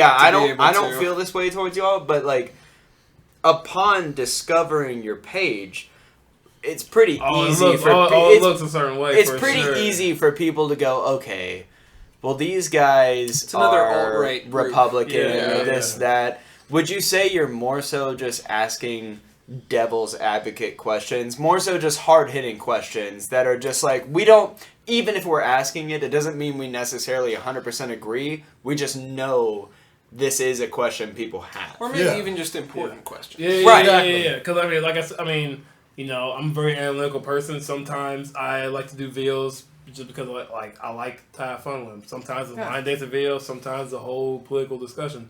But let's say, for example, you know, something recently happened here in Nashville, right? It's all over the news. Yeah. Like a shooting happened, right? Yeah. Let's say, which is tragic. Terrible. Totally tragic. But like, let's say, important thing to talk about, too. Yeah. But let's say that, hey, this just happened. Let's go see what people think. We know that not only it's a popular thing going on right now, but we know people that may not be able to talk about this stuff because simply, you know, it involves one person that was shot who was also, I believe, transgender, right? And well, it was a woman transitioning to a male. Yeah, okay. That was the shooter. That was sure. Okay. That was Hale. Now, I don't remember her first name, but it was like Aubrey Hale. It was like Audrey or Aubrey. And Aubrey. And because of that, people fuck them regardless, honestly. Yeah. And because of that, people are going to may feel some type of way towards transgenders. So I believe what any power that I do have, and we have the ability to go out there and ask the community what they think about this topic. Yeah. And see if it's something completely different or just something that we totally just knew what it was. Yeah, that's my biggest fear, honestly, with any outright violent mass casualty crime like that. Not even just mass casualty, but like any crime like that is like I don't want any demographic to be held responsible, right? So that person is a piece of shit. Gender, sexual orientation. That person is a piece of shit. Does that mean all trans people are terrible? No. Absolutely. But that fucking person is. Yeah, yes. And Metro PD did a wonderful job. Yeah. This was no Texas bullshit. They rushed in, they took care of business. Yeah. You know, I Well, on that and you too. talk about gun stuff and all that. That's okay, that was what I was about to bring up. Yeah. For my particular social media feed, again, I have a lot of like very leftist friends, and I wouldn't consider myself to be. I think you're more libertarian than anything. I don't even know if I would consider myself that. What I always tell myself and what I tell other people is that I'm sort of like a classic liberal in the fact that I like this sort of like JFK mentality. Yeah. I like. That's fair. JFK was cool. Right. Cool. Yeah. I like the idea of like, okay, we're coming together for the better social environment, but at the same time we're upholding ethics above anything because ethics are sort of like the root of our civilization.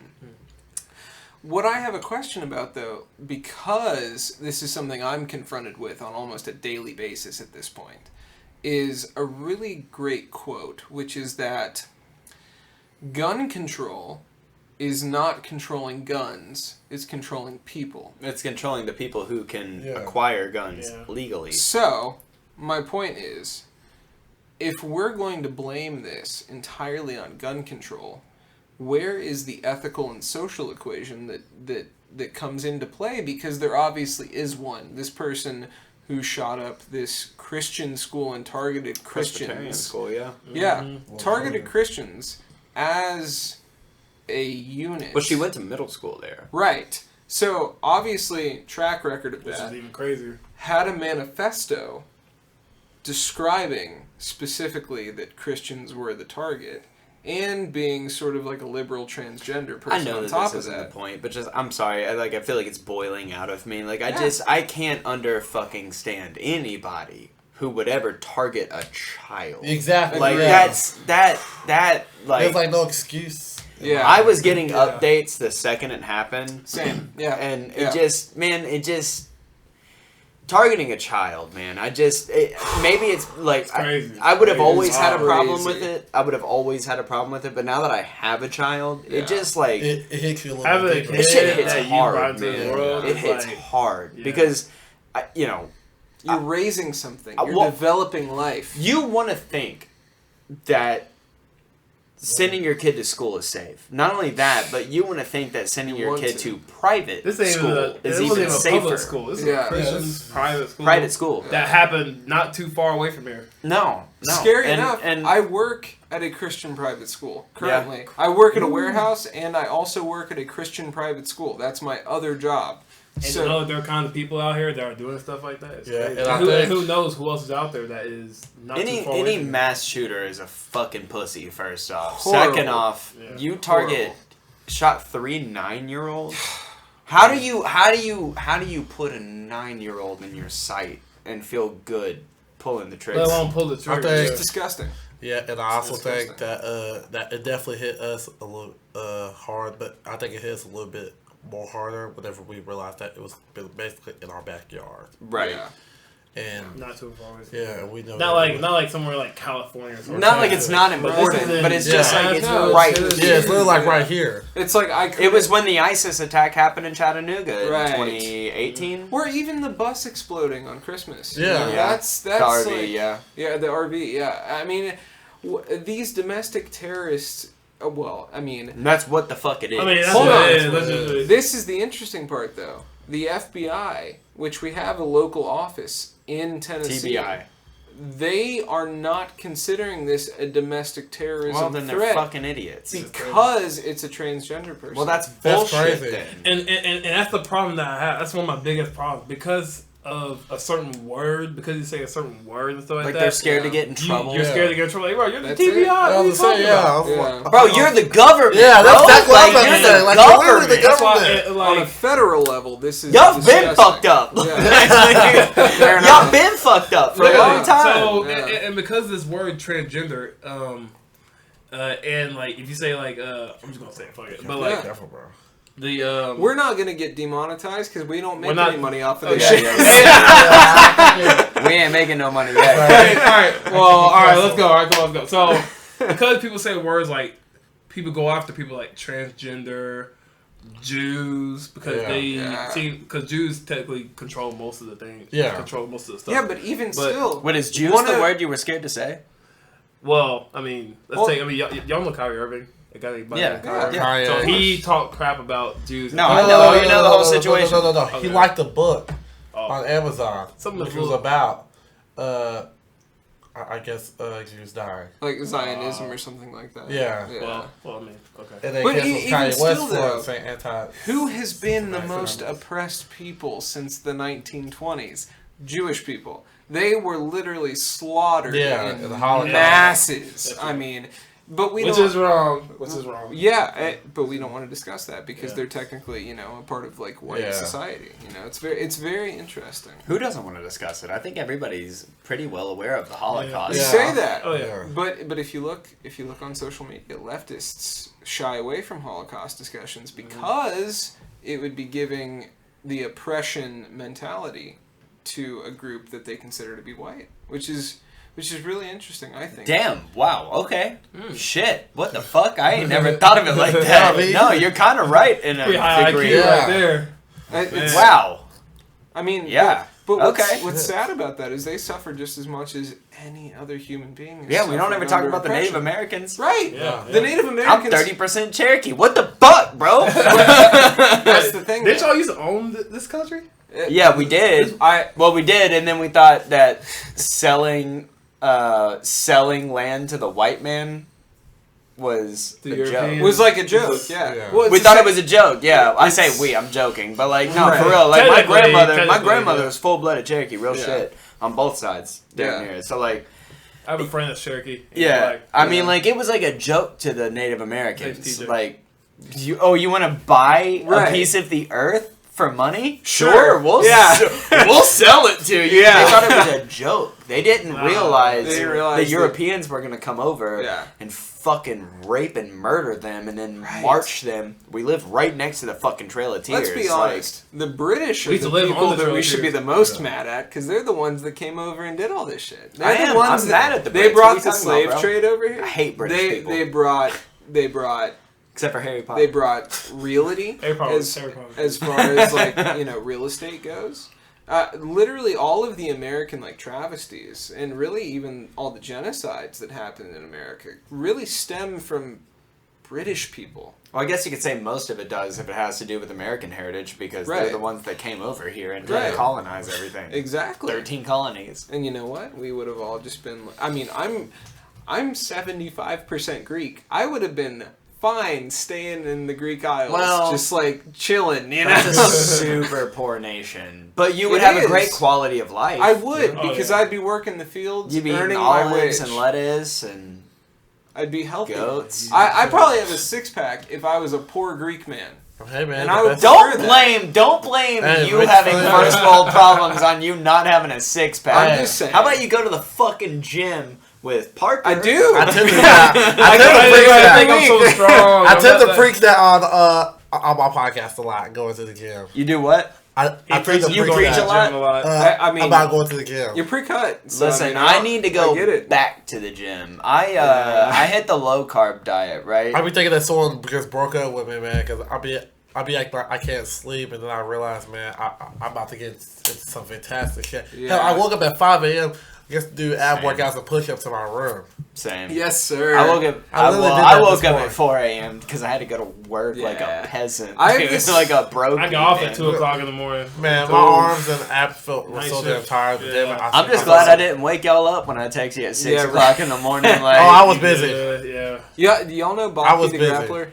Baki is one of my favorite animes. Yeah. Dude, same. So like, I was busy. Every time I walk in the gym, the fuck were you doing? My mentality is like, what was you doing? I'm gonna train like Baki. I plead the fifth. I'm gonna that shit. I'm a huge calisthenics guy. If y'all give me a poll, I'll get a flag. Real shit. I can do that. Yeah. I love calisthenics, man. Muscle ups and stuff. Yeah. I do weights. Can you do real muscle ups? Yeah. Yes, you can. You don't just be swinging like crazy like I've made it to a point where I could just stand there and go like that. My goal is to just instantly not stop right here, but just just right up. Hell yeah! See, I love calisthenics. I'm not good at it. But it's also good for longevity. Yes. Weights is good as well, but I've noticed whenever I'm doing a lot of weights, you're very tight. Well, you have a lot more body strength with calisthenics. You gotta stretch. And if you stop doing weights, you're going to also see like your muscles start to dwindle down. Like I see a little bit like right here. I was doing bench presses a lot back in high school for football. Right. Yeah. And like right here, it's a little wrinkly on this side. I mean, I plan on getting tatted up soon. So yeah. You try to cover up. You have any tattoos? You gonna try to cover up like makeup? No, I have no tattoos. Yet. Not yet. You have any tattoos? No, not yet. Man, I need to stop. Y'all want to see my shit tattoo? What you got, man? 138. What's that say? 138. 138. What's that? It's okay. So it's a song by a punk band that I really love, the Misfits. But it's also what a edgy fucking band, dude. I know, but it's also my angel number, and I've come to that over time. So what is an angel number? So it's really like Jewish mysticism and Catholicism, like they both have that. So like weird to never mind. Well, because I'm a Protestant Christian, so like I mean it's really not something that I necessarily believe in, but it's been kind of showed to me that like I don't have an option not to believe in it. So in both Jewish mysticism, which is called the Kabbalah or the Kabbalism, there are a lot of sacred geometry, but also like a lot of arithmetic that is like... I've seen sacred geometry, but not through religion. No, it's through acid. I know, me too. Between acid and mushrooms. Yeah. So in Kabbalah, it's sort of like assigned that it's said that the Bible is sort of like definitely just like the divine word of God, but it's also like broken up into math that makes sense throughout the entire universe, and numbers are associated to different principles through that. In Catholicism, however, angel numbers are repeating numbers that coincide with your angel that's assigned to you at birth. So in Catholicism, they believe that you have a guardian angel since the moment you're born. And that angel is there specifically not only to protect you, but also to sort of guide your spirit throughout life. And that's pretty interesting. What I've found is that 138, I see it almost every other day. Like, randomly. Like, I'll look at the microwave, it's 138. I look at the time on my computer when I'm about to go to work, 138. I always see 311. Every time. It's my birthday. 311? Yeah. Well, no shit. Yeah, I go talk. Yeah. Happy belated, bro. Yeah, thank you. For sure. Look into that a little bit. Yeah, not just because I didn't look into it until I started seeing it in repetition. Yeah. Then when I looked into it, what it's all about is about being an individual, not being caught up in the machine, to be a leader and not subservient. And I found that in my life, even though I don't ever want to be a leader, I'm thrust into that role. Sort of like... Well, you do want to be a leader to a degree. Yeah. Well, I want to be...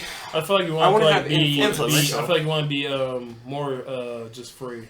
More free. Yeah.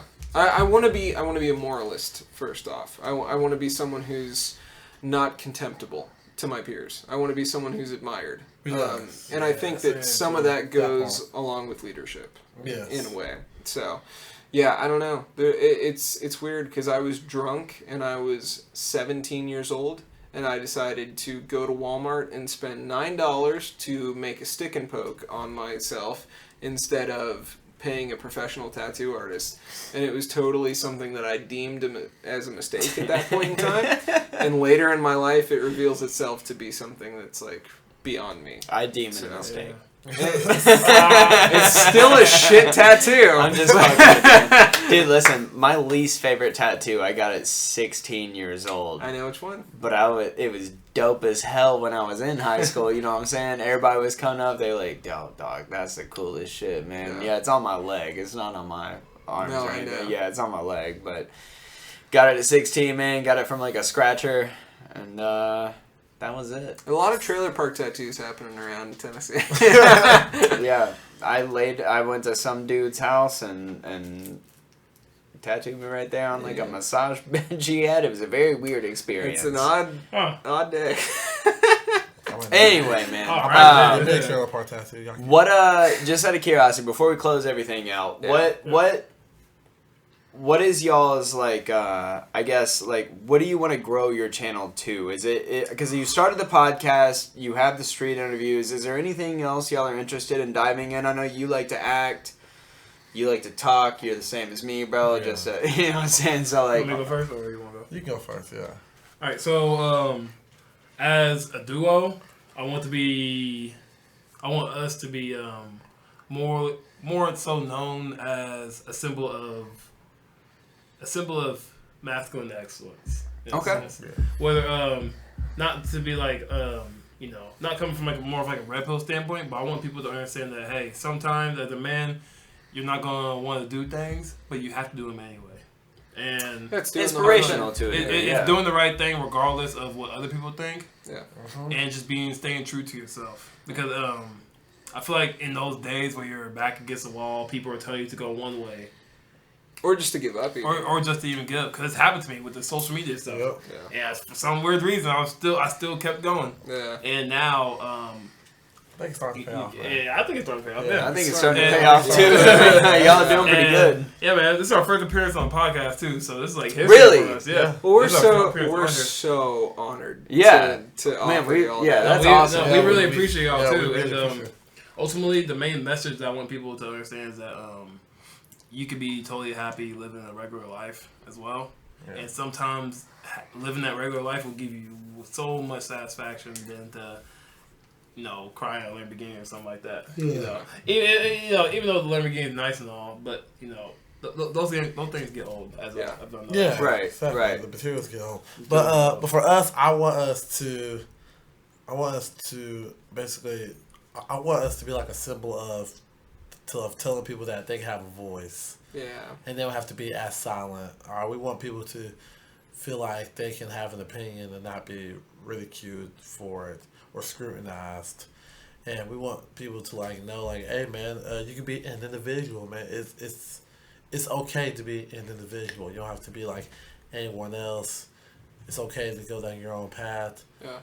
We just want to make a positive influence. For us, man, if we can get one kid off of the streets today, we'll feel like it's a job well done. Yeah. Well, I mean, y'all legitimately do give the people a voice. I mean, you're out in the street putting a microphone up on these people that feel like they have something to say. I mean, y'all are legitimately giving these people something to say. Whether it's liberal or Republican, we want to talk to both people, both sides. Right. Both sides. Well, and that's the important thing. Y'all aren't trying to push a narrative. Right. You're just asking the questions. Yeah, exactly. That's why I said earlier playing devil's advocate. That doesn't that's not a bad thing. All you're doing it. Y'all know what devil's sometimes advocate it's a fun thing. Sometimes it's pretty fun. Sometimes it's pretty fun. But as well, I mean, also off of all the interviews and stuff like that.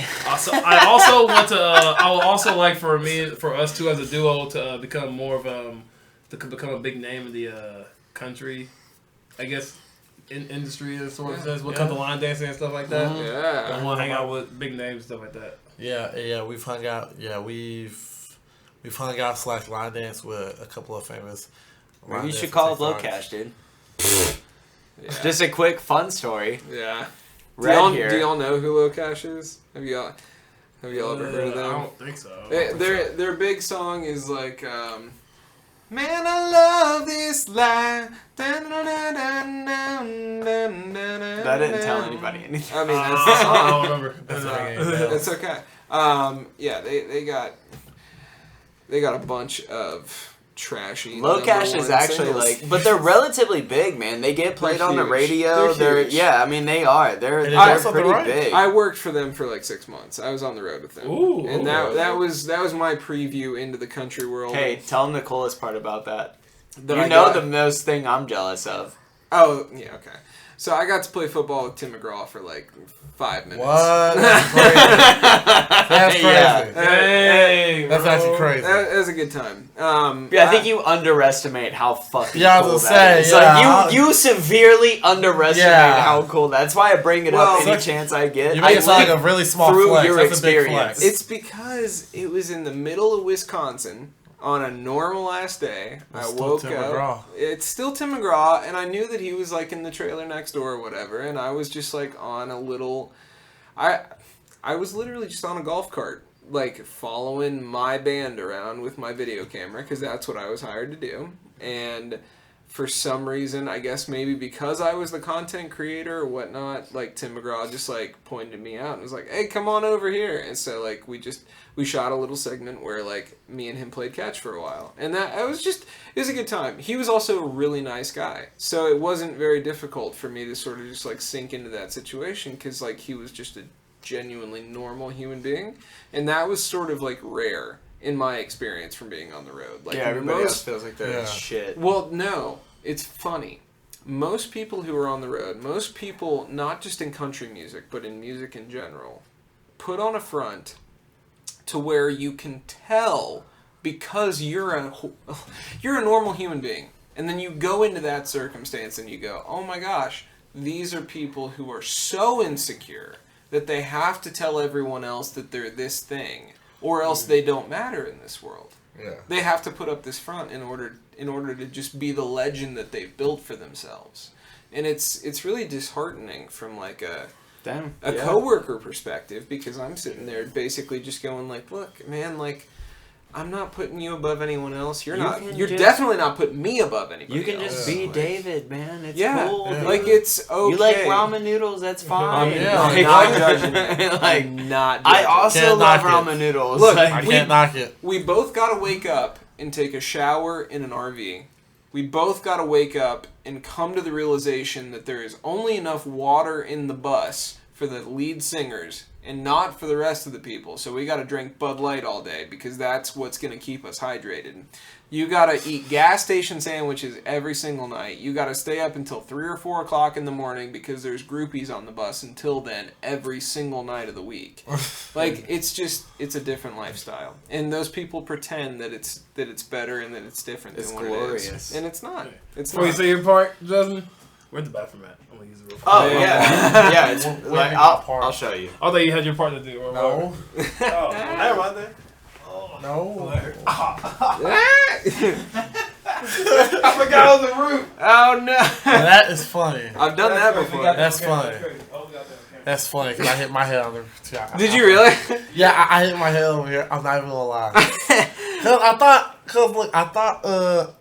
I didn't think I was gonna hit. I wasn't even under the impression. The overhang is misleading. I had my desk set up underneath the one at one point. It's like catfishing but with roofs. Yes, Roof literally. fishing. Well, that's a really good example because catfishing is one of those things where like you're wading out in the water for a minute and you're just like waiting for it to grab on, and you don't know when it's gonna happen, but it's gonna hurt. That's very true. That's very true. I don't know how those people go through it on catfish, man. That's gotta do something to their mental. I've done it once, and I would not like to do it again. I'll put it that way. What, you've been catfish? Yeah. Whoa, sorry. I meant like legitimately like going out in the swamp and like trying to like catch a catfish off the bottom of the seafloor. You mean like being catfished by a person on social media? Okay. Yeah. Yeah. So I have never done that. I mean, I've never been catfished, but I have catfished other people with a group of guy friends. Okay. I'm not gonna lie. Back in the day, Omegle was one of those places. Omegle, yeah. Dude, oh my god. It didn't matter what was happening in your guy circle. If y'all all came together and like smoked a joint or like got really drunk or just like had fun, at a certain point at like 2 or 3 o'clock in the morning, Omegle was coming up on the screen and it was going to be a fake picture of like some hot dude rubbing his abs, and you were like, alright, who can we reel in with this one? I don't think I've ever been catfish like all the way, but I think I've been like catfish like when it comes to like a girl who has like a lot of makeup on. Yeah. I'm over here thinking that this girl is like an 8 or a 9. Right, you're like, this is a baddie. And then when she takes that makeup off, she looks like somebody's brother. Yeah. You know, it's funny how easy it is from both parties. Because, like, guys do it too nowadays. Like, you look on Tinder or whatever, like, you see guys, like, flexing. Yeah. And then, like, you see them in real life and you're like, you're 5'4". Yeah, it's crazy, man.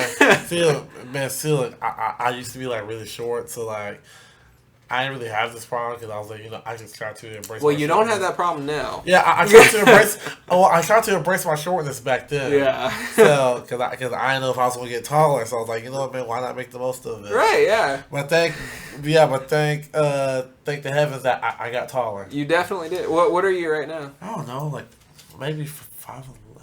Oh, I think you're 6. Nah, man. I think you you're gotta 6 at least foot. be 6. But Because I'm 5'10". But I like to add the 6 in there. Yeah. If I am 5'11". what's Hey. up? A lot, man. Yeah.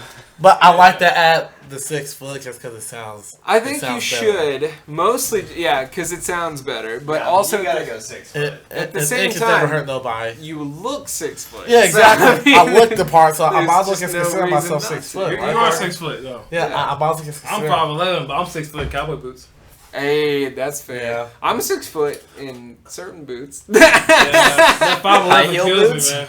Huh? High heel boots? I mean, I've done drag a couple of times, and it's never been that. I don't that really have no tall. problem against drag, really.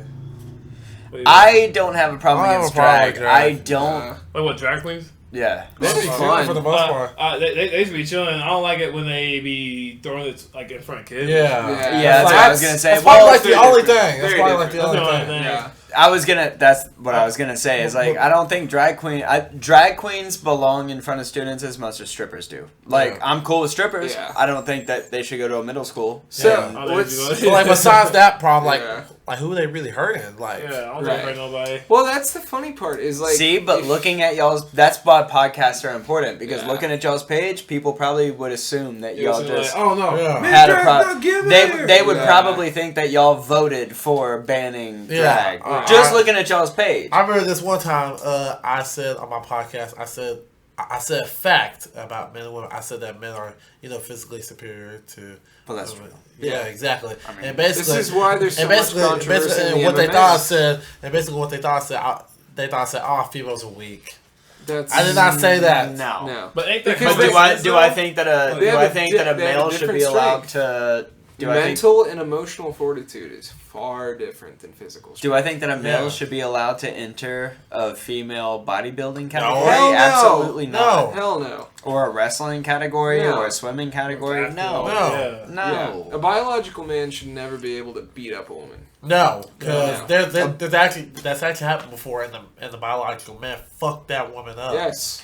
Yes. Well, I It's wish crazy. I wish I could Huge remember her name now. controversy. I wish I could remember her name now because she deserves respect. But so there was a swimming Yeah. race I think I know exactly what you're talking about. I between saw it on a TikTok. trans Yeah. trans woman yeah. and a biological woman, Yes. Right. and they tied. Yeah. And, And when they wanted to went give backstage, the medal to the trans woman. they said Yes, you tied, I but remember. we're gonna Man. give the trophy to her, and she said, "Okay, well that's fine, but can you explain to me why?" And they 'cause said, he's trans. "You can Yeah. hold it." They said you can hold the trophy for the photo op, but like she's going home with it. Like she's the one who deserves the trophy. And that's one thing I don't understand. But Like, that's why do That was crazy. trans have this kind of like Privilege. advantage? Is I don't think it's there fair. a certain agenda going around? Yeah. Or- Well, of course Well, there is. Here's the other thing too, like transgender people, in my personal opinion, and really all the transgender people that I've met and are friends with are very sweet, loving individuals. Sure. Yeah. Here's the difference. I've only though. ever met one that was a cunt. Fair enough. Robert. Sorry. Go Oh, I ahead. think I know who you're talking Yeah, about. yeah. Okay. True. Calling names out, guys. So, but from my perspective, none of the trans people that I know would insist on trying to dominate a certain area just because they could. Yeah. I don't know people that are that Yeah. opportunistic. Yeah. I think that it takes a certain amount of malicious intent Yeah. in order to do something like that. It takes a certain Yeah. level I mean, I of, concur. Yeah, it takes a certain level of asshole to just fuck up the game like that. Right. It's not sportsmanlike at the very least. Very, very. I mean, it's like I can't remember what comedian said it, but they were like, "Could you imagine if LeBron James decided he wanted to say he was a woman? He could fuck up the entire WNBA by himself. I heard that, but I forgot who said that. Yeah, by himself, he could fuck We're all up like, the entire all right, who was WNBA. on our YouTube shorts that like said that? Yeah, I forgot who said that though. But the fact but the fact that like someone could say that in the first place is crazy. This was a thought of 10 years ago. No. So it was. It's like me saying I'm 60. The oldest. No, it wasn't thought of 10 years ago. You're right. Yeah, but the oldest trans person that we've been able to like really ascribe as being trans was in like the ancient Roman army. Fair enough. What did you say? I said Caitlyn. He said Caitlyn. But seriously, they have. It's like the first trans I ever knew. They found bones in DNA of a man who was buried in women's clothing alongside another man. That's just a cross-dresser. Yeah, that's just cross-dressing. But even still, I mean, well, hold on. Okay, what's the distinction? Because not to but it's not fair to say that person was trans because that was so long ago. That might not even been women's clothing. That might have just been a royalty gown. I think we don't know. I think they were able to prescribe that because of like archaeological finds around the area. They were able to say like this was patently like a woman's wear thing because of the woman's wear that they saw in other skeletons or burials around the area. But specifically, what I find interesting about this is not necessarily that it's like the oldest trans person, but that by today's standards, that would still be considered a trans person, because nowadays we do not require an operation for someone to be considered transgender. What we consider transgender to be is a feeling. Hold on, not even just a feeling. And this is really represented, I think, very well in the debates that are had between the guy who like made the documentary about like what is a woman. It really the transgender rebuttal to that is that it's the objectivity of what womanhood is to your own personal belief. It's going, I've been through womanhood regardless of what you deem womanhood to be. Which I think is really interesting because not only would that apply to us now, but it would also apply to those people from many generations ago. If you want to say, oh, I'm a woman now and I'm going to go through womanhood and not have a period, not do anything to alter my physical appearance in order to become more feminine, you're still basically playing by the same standards that we are today, which I think is sort of...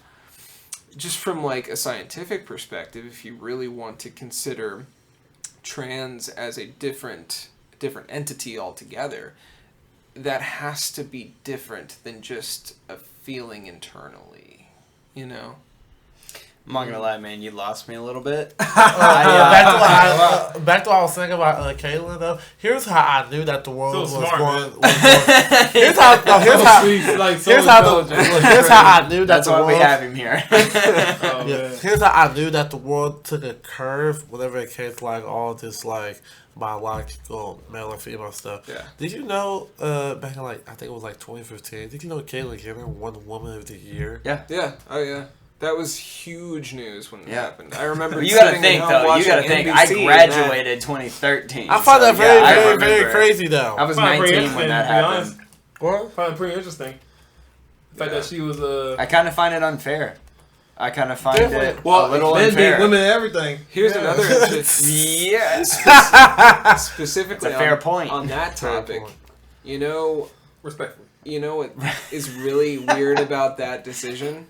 A woman won the Nobel Peace Prize that year, and that woman was not nominated even for Woman of the Year. That's crazy. Yeah. That is fucking crazy. Yeah. Listen, wholehearedly, I have nothing against transgender. Nor do I. Again, I don't have anything against transgender. There's no hate. No hate over here. We just have a conversation. Yeah. This isn't like a fucking PC debate. It's in fact, just nothing facts. but love for as you would say, facts. All right. As a matter of fact, I'll say it's pretty brave to train to do something like that. Agreed. There's nothing. I say pretty brave to go that far to do something. I mean, but that's the bravery and all that stuff. I mean, it is. I mean, it's definitely brave. It may not be like ideal. Do I think that bravery deserves right to take the placeholder of another woman's bravery? Sure. No.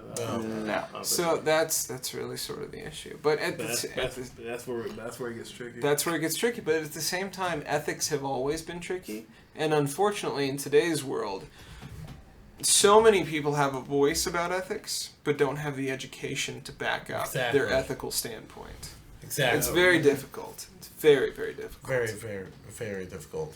But, yeah, I honestly really don't have a problem with them. No, me either. In any way, shape, or form. I know some people who are honest about being trans. They ain't try to hide the candy for anybody. Yeah, I ain't got an issue with any of it, though. I'm very, one of my best friends since high school. Like I've been so enveloped in all of the communities. Honestly, like man, I grew up. My mom had gay best friends. Like my best friend since high school, bro. 3rd grade. I mean, I remember playing basketball with this kid in 3rd grade out in the street because he's my next door neighbor. Yeah. Grew up. We're like brothers. He's married to a dude. That's about as gay as it gets. You know what I'm saying? Like, I love him to death. Like, it doesn't mean anything to me. Like, I have friends who are gay. I hang out with friends who are gay. See, but again, that's what I love about. That's what I love about getting to talk to y'all is because like just looking at y'all's page, that's not represented, and not that it should have to be represented. Not that it should have to be, but it's just good to know y'all are just regular ass people, man. Just people. We just like y'all, man. Yeah, you know what I'm saying? Like, but a lot of people looking at it though. A lot of people that look at it, like you said, there's certain things that y'all get hate DMs over, but it's unnecessary because they don't actually know y'all. Yeah. Can I ask sort of a difficult question about that? We should branch out a little bit. I ain't gonna cap. What? We should branch out a little bit. I ain't gonna lie. Like ask different types of questions. Maybe we ask more conservative. Maybe we ask more liberal. I don't know. We'll think about it. Bye week. Bi-week. This is Republican week. This is Liberal week. All right, guys. Let's see what y'all got. Let's go with college. Liberal week. All right, time to go to college campus. Right. It's the peak. So, just out of curiosity, and this is just simply out of ignorance, I guess, because I have never been in this perspective, and I'm simply just curious. Yeah. Because people, especially nowadays, would say that probably the most prominent way to be racist is to specifically target hate towards black individuals, specifically black women. Right, specifically black women or transgender black women. Yeah. What do you guys feel about getting what other people would call self-righteous hate in your DMs as black men? Because I feel like that must be a very difficult line to balance, especially when talking to your audience. Self-righteous hate.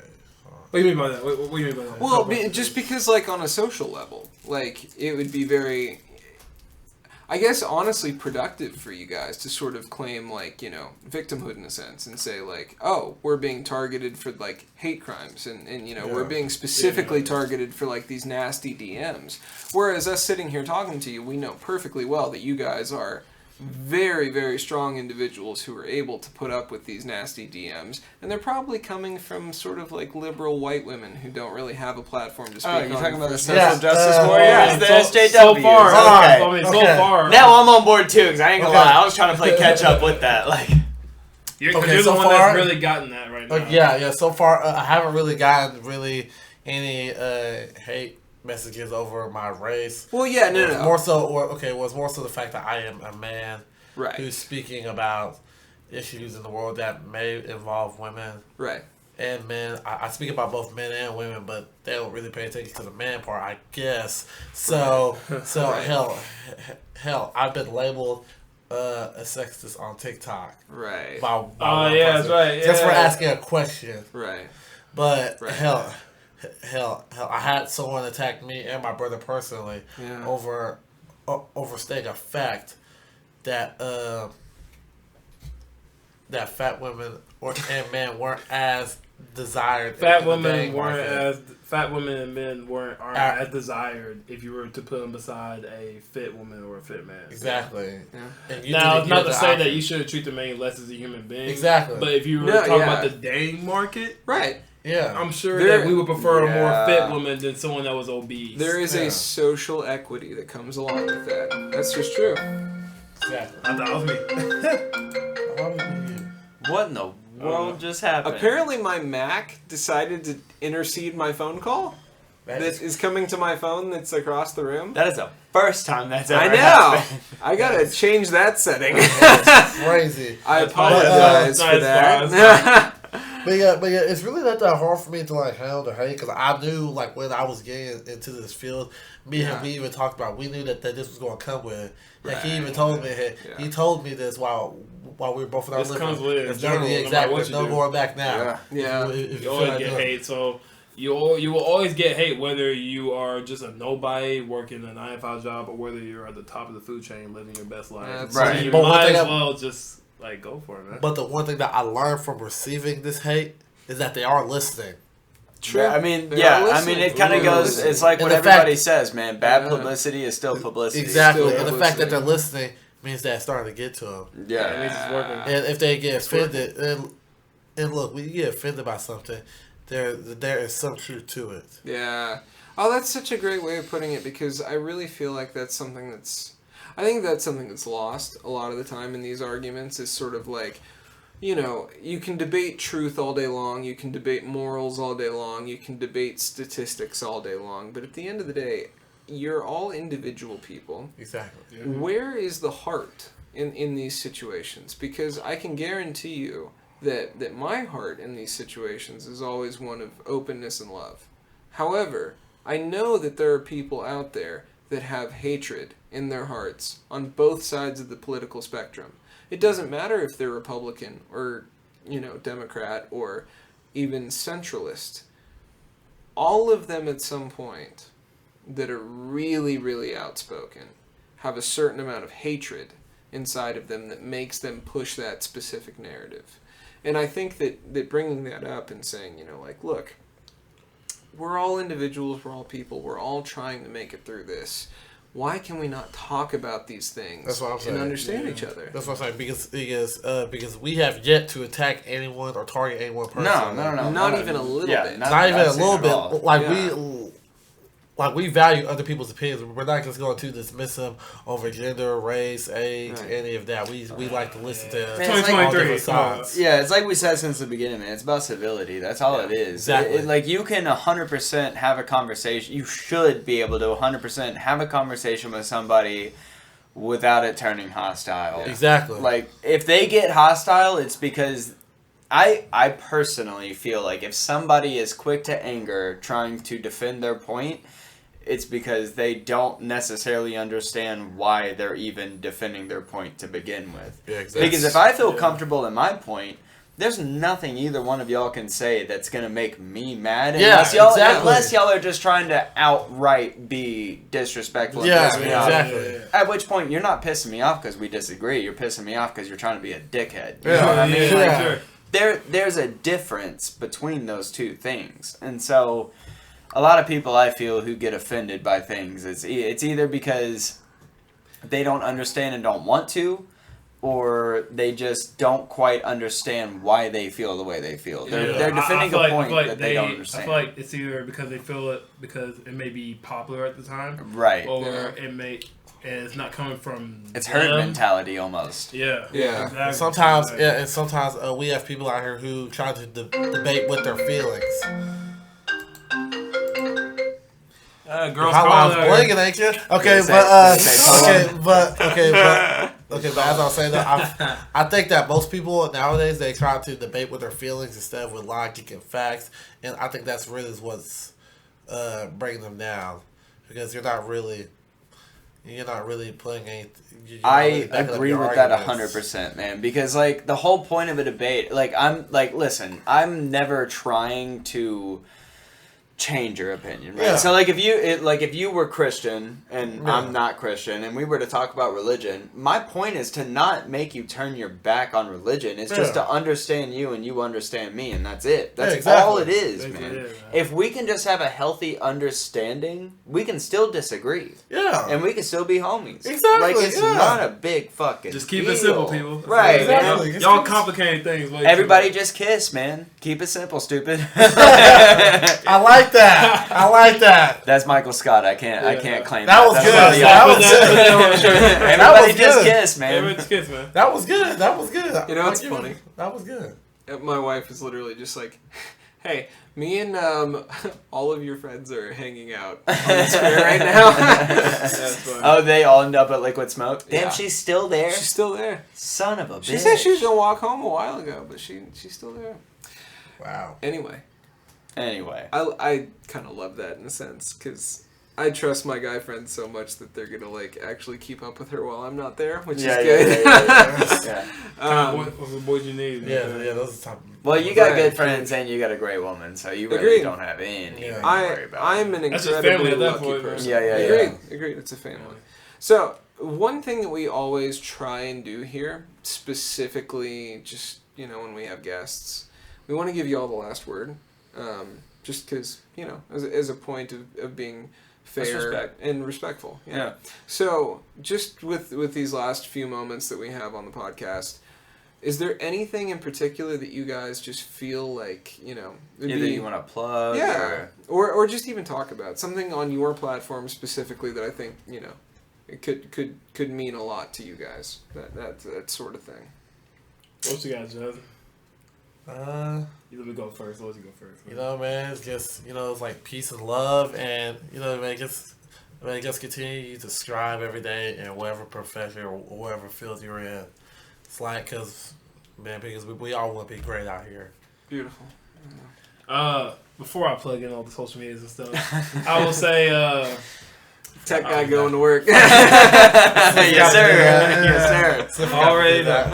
I forgot. I know, it's terrible. That's why I'm here. He said I noticed. I'm here for, man. That's what I'm here for. Yeah. Anyways, guys, I get questions about this all the time because I've been doing social media for a while. Yeah. They want to know, how can I get into it?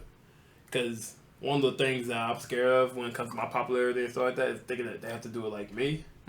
And that's what that's not what's gonna make you successful, and it's also what's not gonna make you want to do it long term because it gets hard. Yeah. So I say to people all the time, focus on find out what you like and find out what you're good at, and then that middle ground is your moneymaker.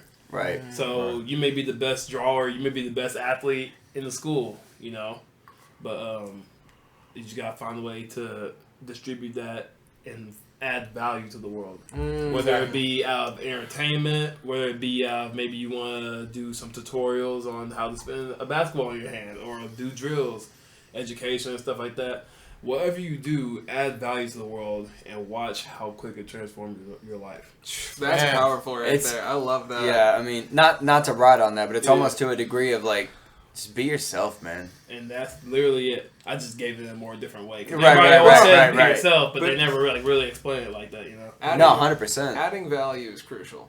That really, I think that's the point of and it's not even, and whether you're a man or a woman, you can add value out here, and you'll just notice the instant difference of how happy you are, and things like that, and just watch how quick results start to come in.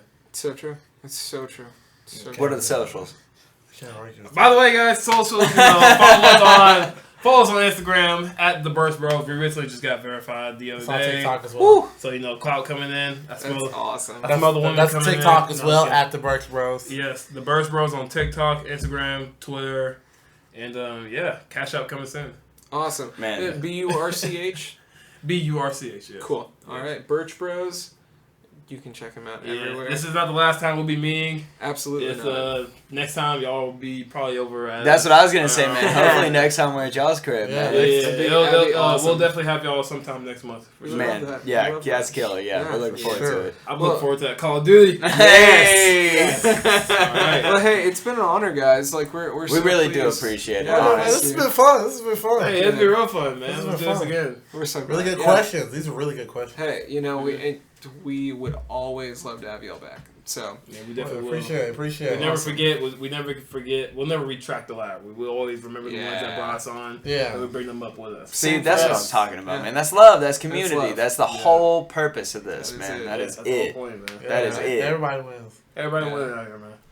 Well, and with that, it's been the Just After Midnight Podcast, baby. I see what y'all did there.